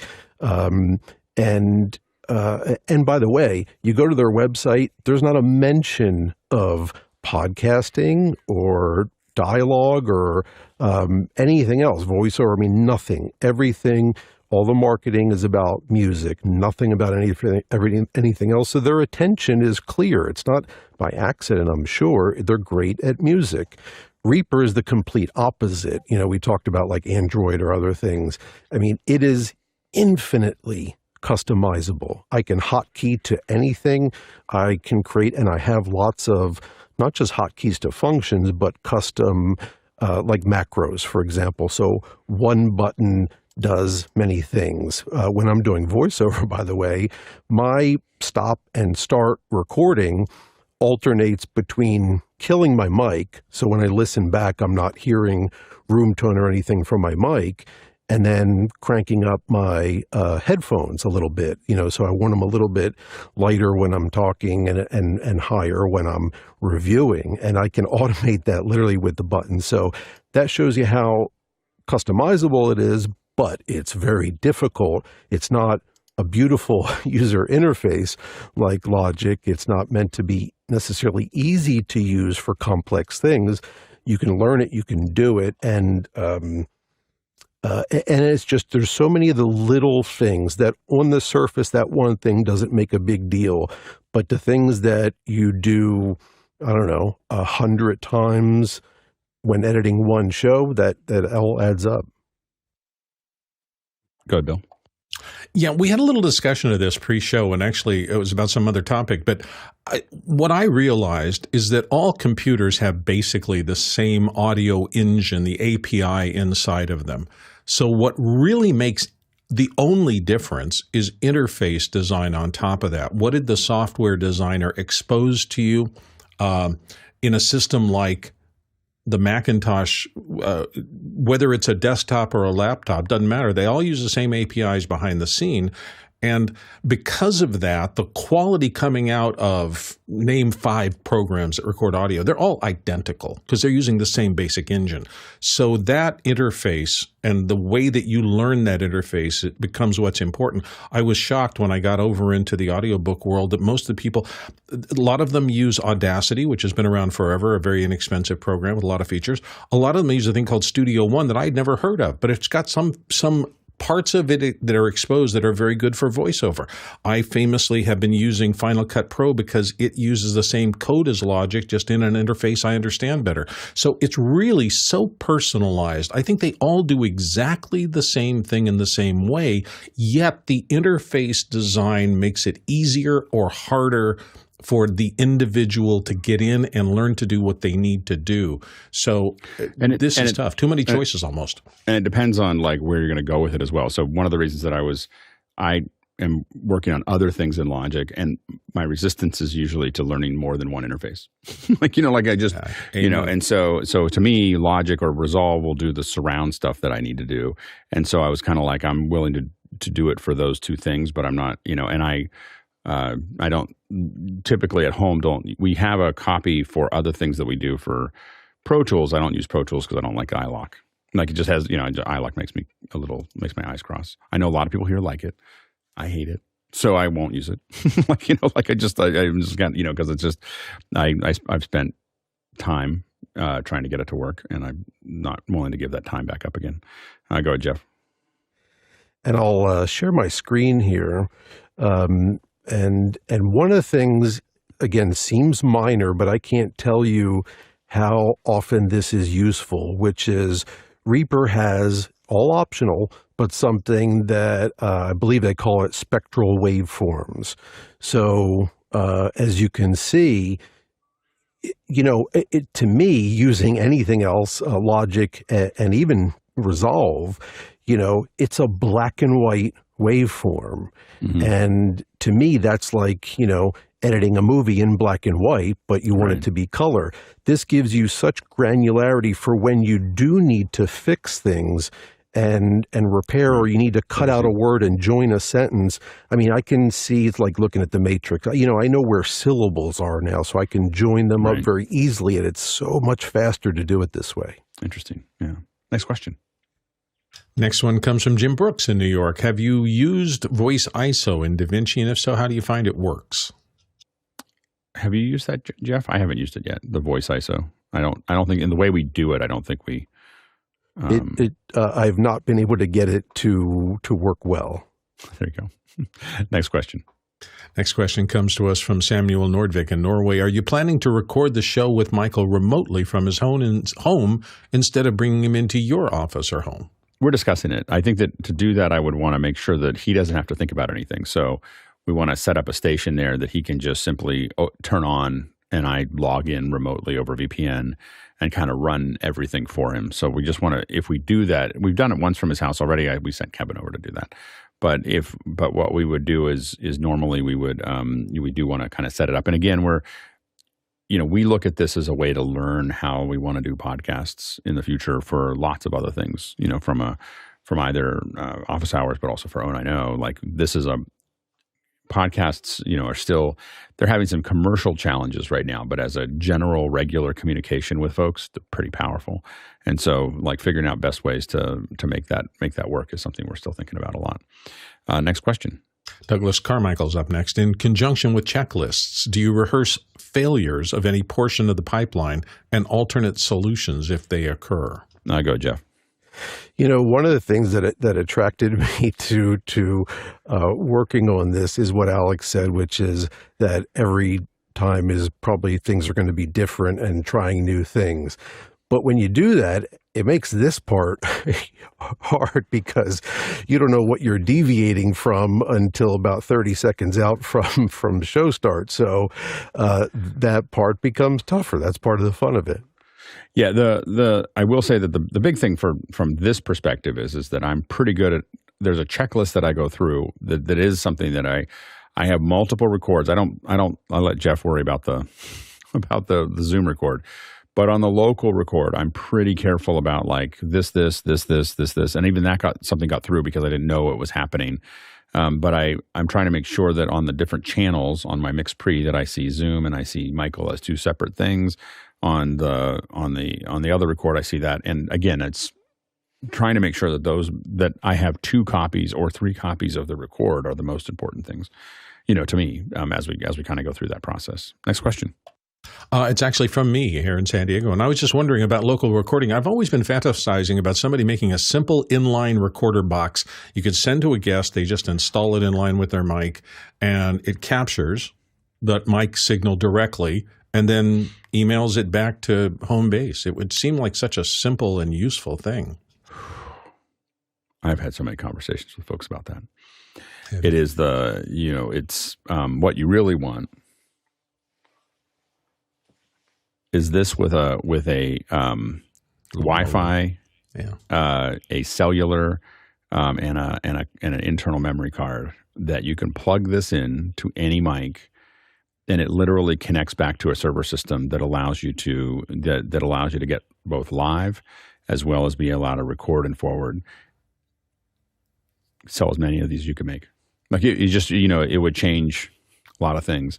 I used to think it was a mic. Oh, you need a whole mic. You don't need a whole mic. You just need this part. And then you don't have to worry about it. And you can send it with a mic, but you can have it. But that's in my opinion, that'd be a big business. Go ahead, Courtney. Sorry, I've lost my mouse. Well, I do, the Mix Pre 3 and, of course, the Zoom F3, which records 32-bit. You just hit the record button on it, and it goes, and it also works as an interface to Zoom. Yeah, sending that out to somebody that was hard. It's both expensive and it's complicated. Like, we send out Mix Pre's to people, and not for this show, but for other ones. And in addition to the extra cost of sending it, like, it seems like even if you lock a lot of the stuff out, they still find ways to get confused and not have it work. And it's if you set it to 32-bit record, there's one way of avoiding problems. And because it is 32-bit, and you set it up and send it to them, it's $300 device, and they'll have to. It doesn't email it back to you, so I'll give you that. The main thing that I want is something that they don't have any control over. Like, this is the thing that we need as a podcast production company. All the things when I talk to people about how I want video to work, how I want audio to work, I'm like, I don't want the user to have any input. Like, I want them to plug this into their computer and then just step away and let me take over, because it is the number one thing that kills us on records is local input. Like, having them be able to do anything. They need to be able to open. Like, when I talk to people about video conferencing, I'm always like, I want to send you a link. You're going to click on the link, and it's going to open up. There will be no interface. You will see what I send you, what I define for you to see, and I will control, and you'll click a couple things that say it's okay to use your camera, it's okay to select your audio, and then I will take over. And it's that's what we need someone to send me, is not like, you can release me, but you got to let me just take over to do this stuff. And the more I can do it in the hardware and not in their computer, the better.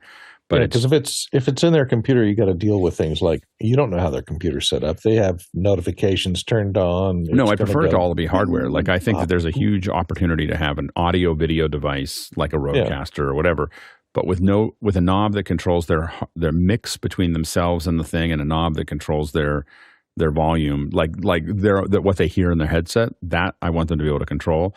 But outside of that, like, nothing. It's just because that's what breaks. Go ahead, Jeff.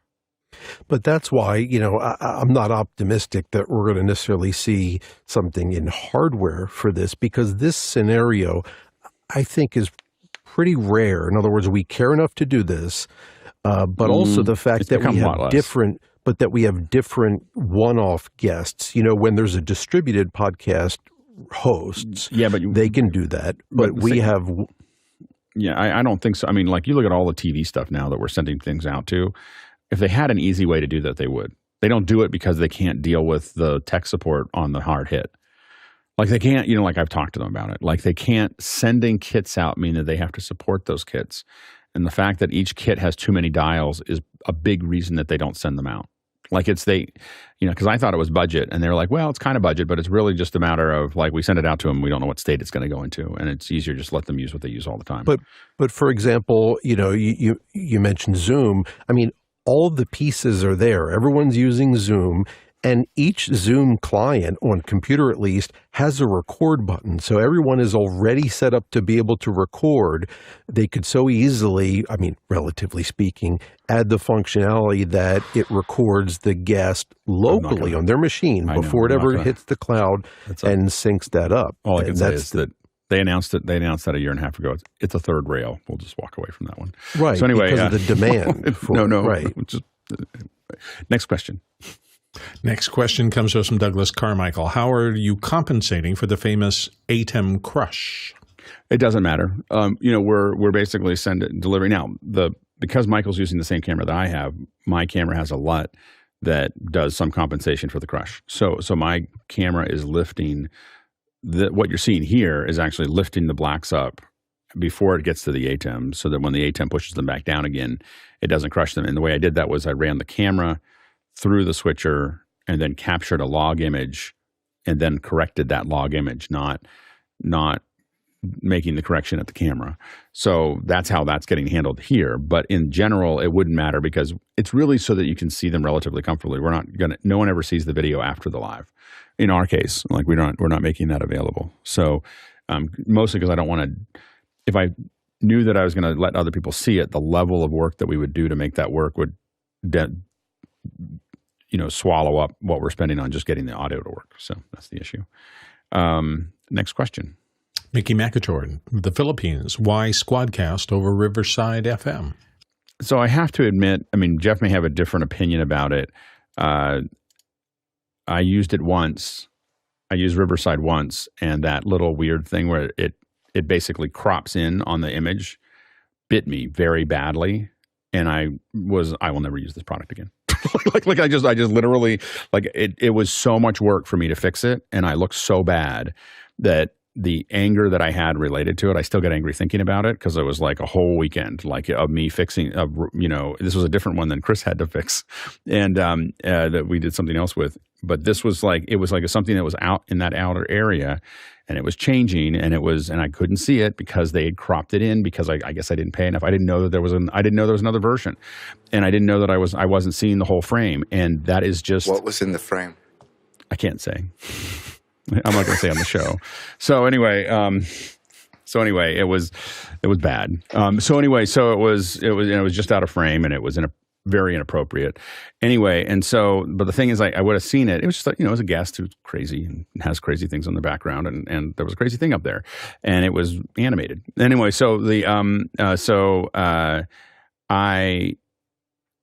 fact that they did that that I was clear that they did it as a business decision, like, we're going to make you pay more to see the whole frame, was so repugnant that I just didn't trust the company. Like I was just like, and I was like so angry with them that they would do that I won't use Riverside ever again, ever. There's no chance that I'll ever turn it on. Go ahead, Jeff. Well, I think I've been a little bit more objective of looking at the two, and they really are. No, it's some pencil neck. Like whenever something doesn't work, whenever something is inconvenient or doesn't work, someone chose money over people.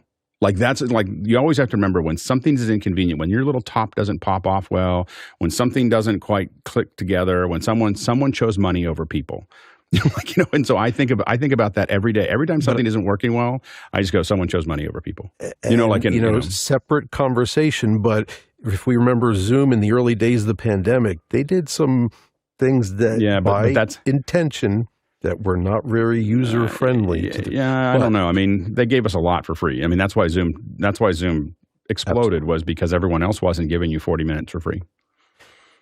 It was their desire to do that caused them to do some not so nice things under the hood, and they won because of it. They won market share. So, well, again, they never cut part of my frame off. Yeah, but they installed a web server on everyone's machine. I don't care about that.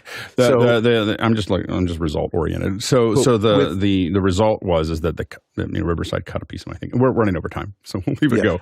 But that's why if you're wondering why SquadCast instead of Riverside, I will never use Riverside. And what made me pay attention to look at them again, SquadCast, and that is because now they've merged, I believe, Descript acquired SquadCast. So the workflow that usually works really has some advantages to the overall workflow and time saving and cost saving, because now the time that you use for recording in SquadCast is integrated with your Descript account. So what it does on paper and usually is really, really nice. Now you can record on SquadCast and it becomes a Descript project that can, generate transcript and all the other stuff that comes with it. And it's a really nice workflow when it works. Thank you, everybody. I wasn't sure. I thought this might be like a 15-minute show.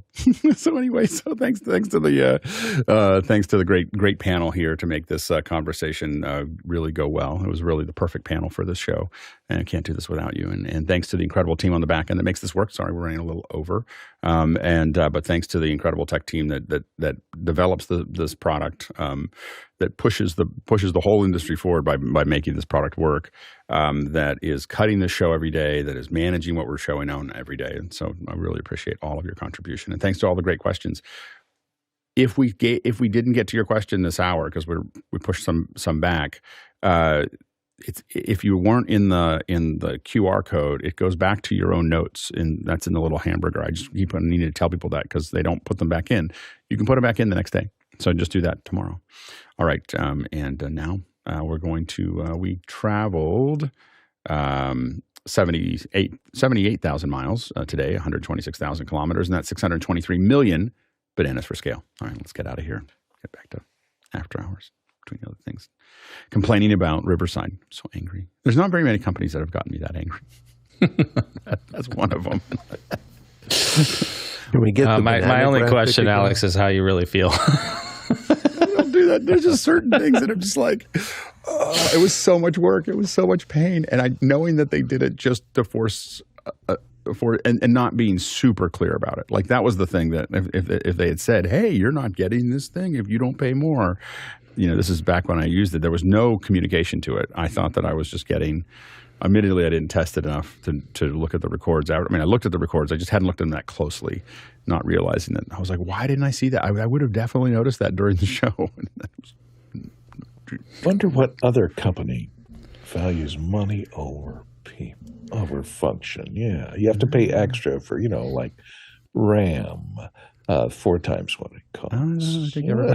That's a quality issue. I'm willing to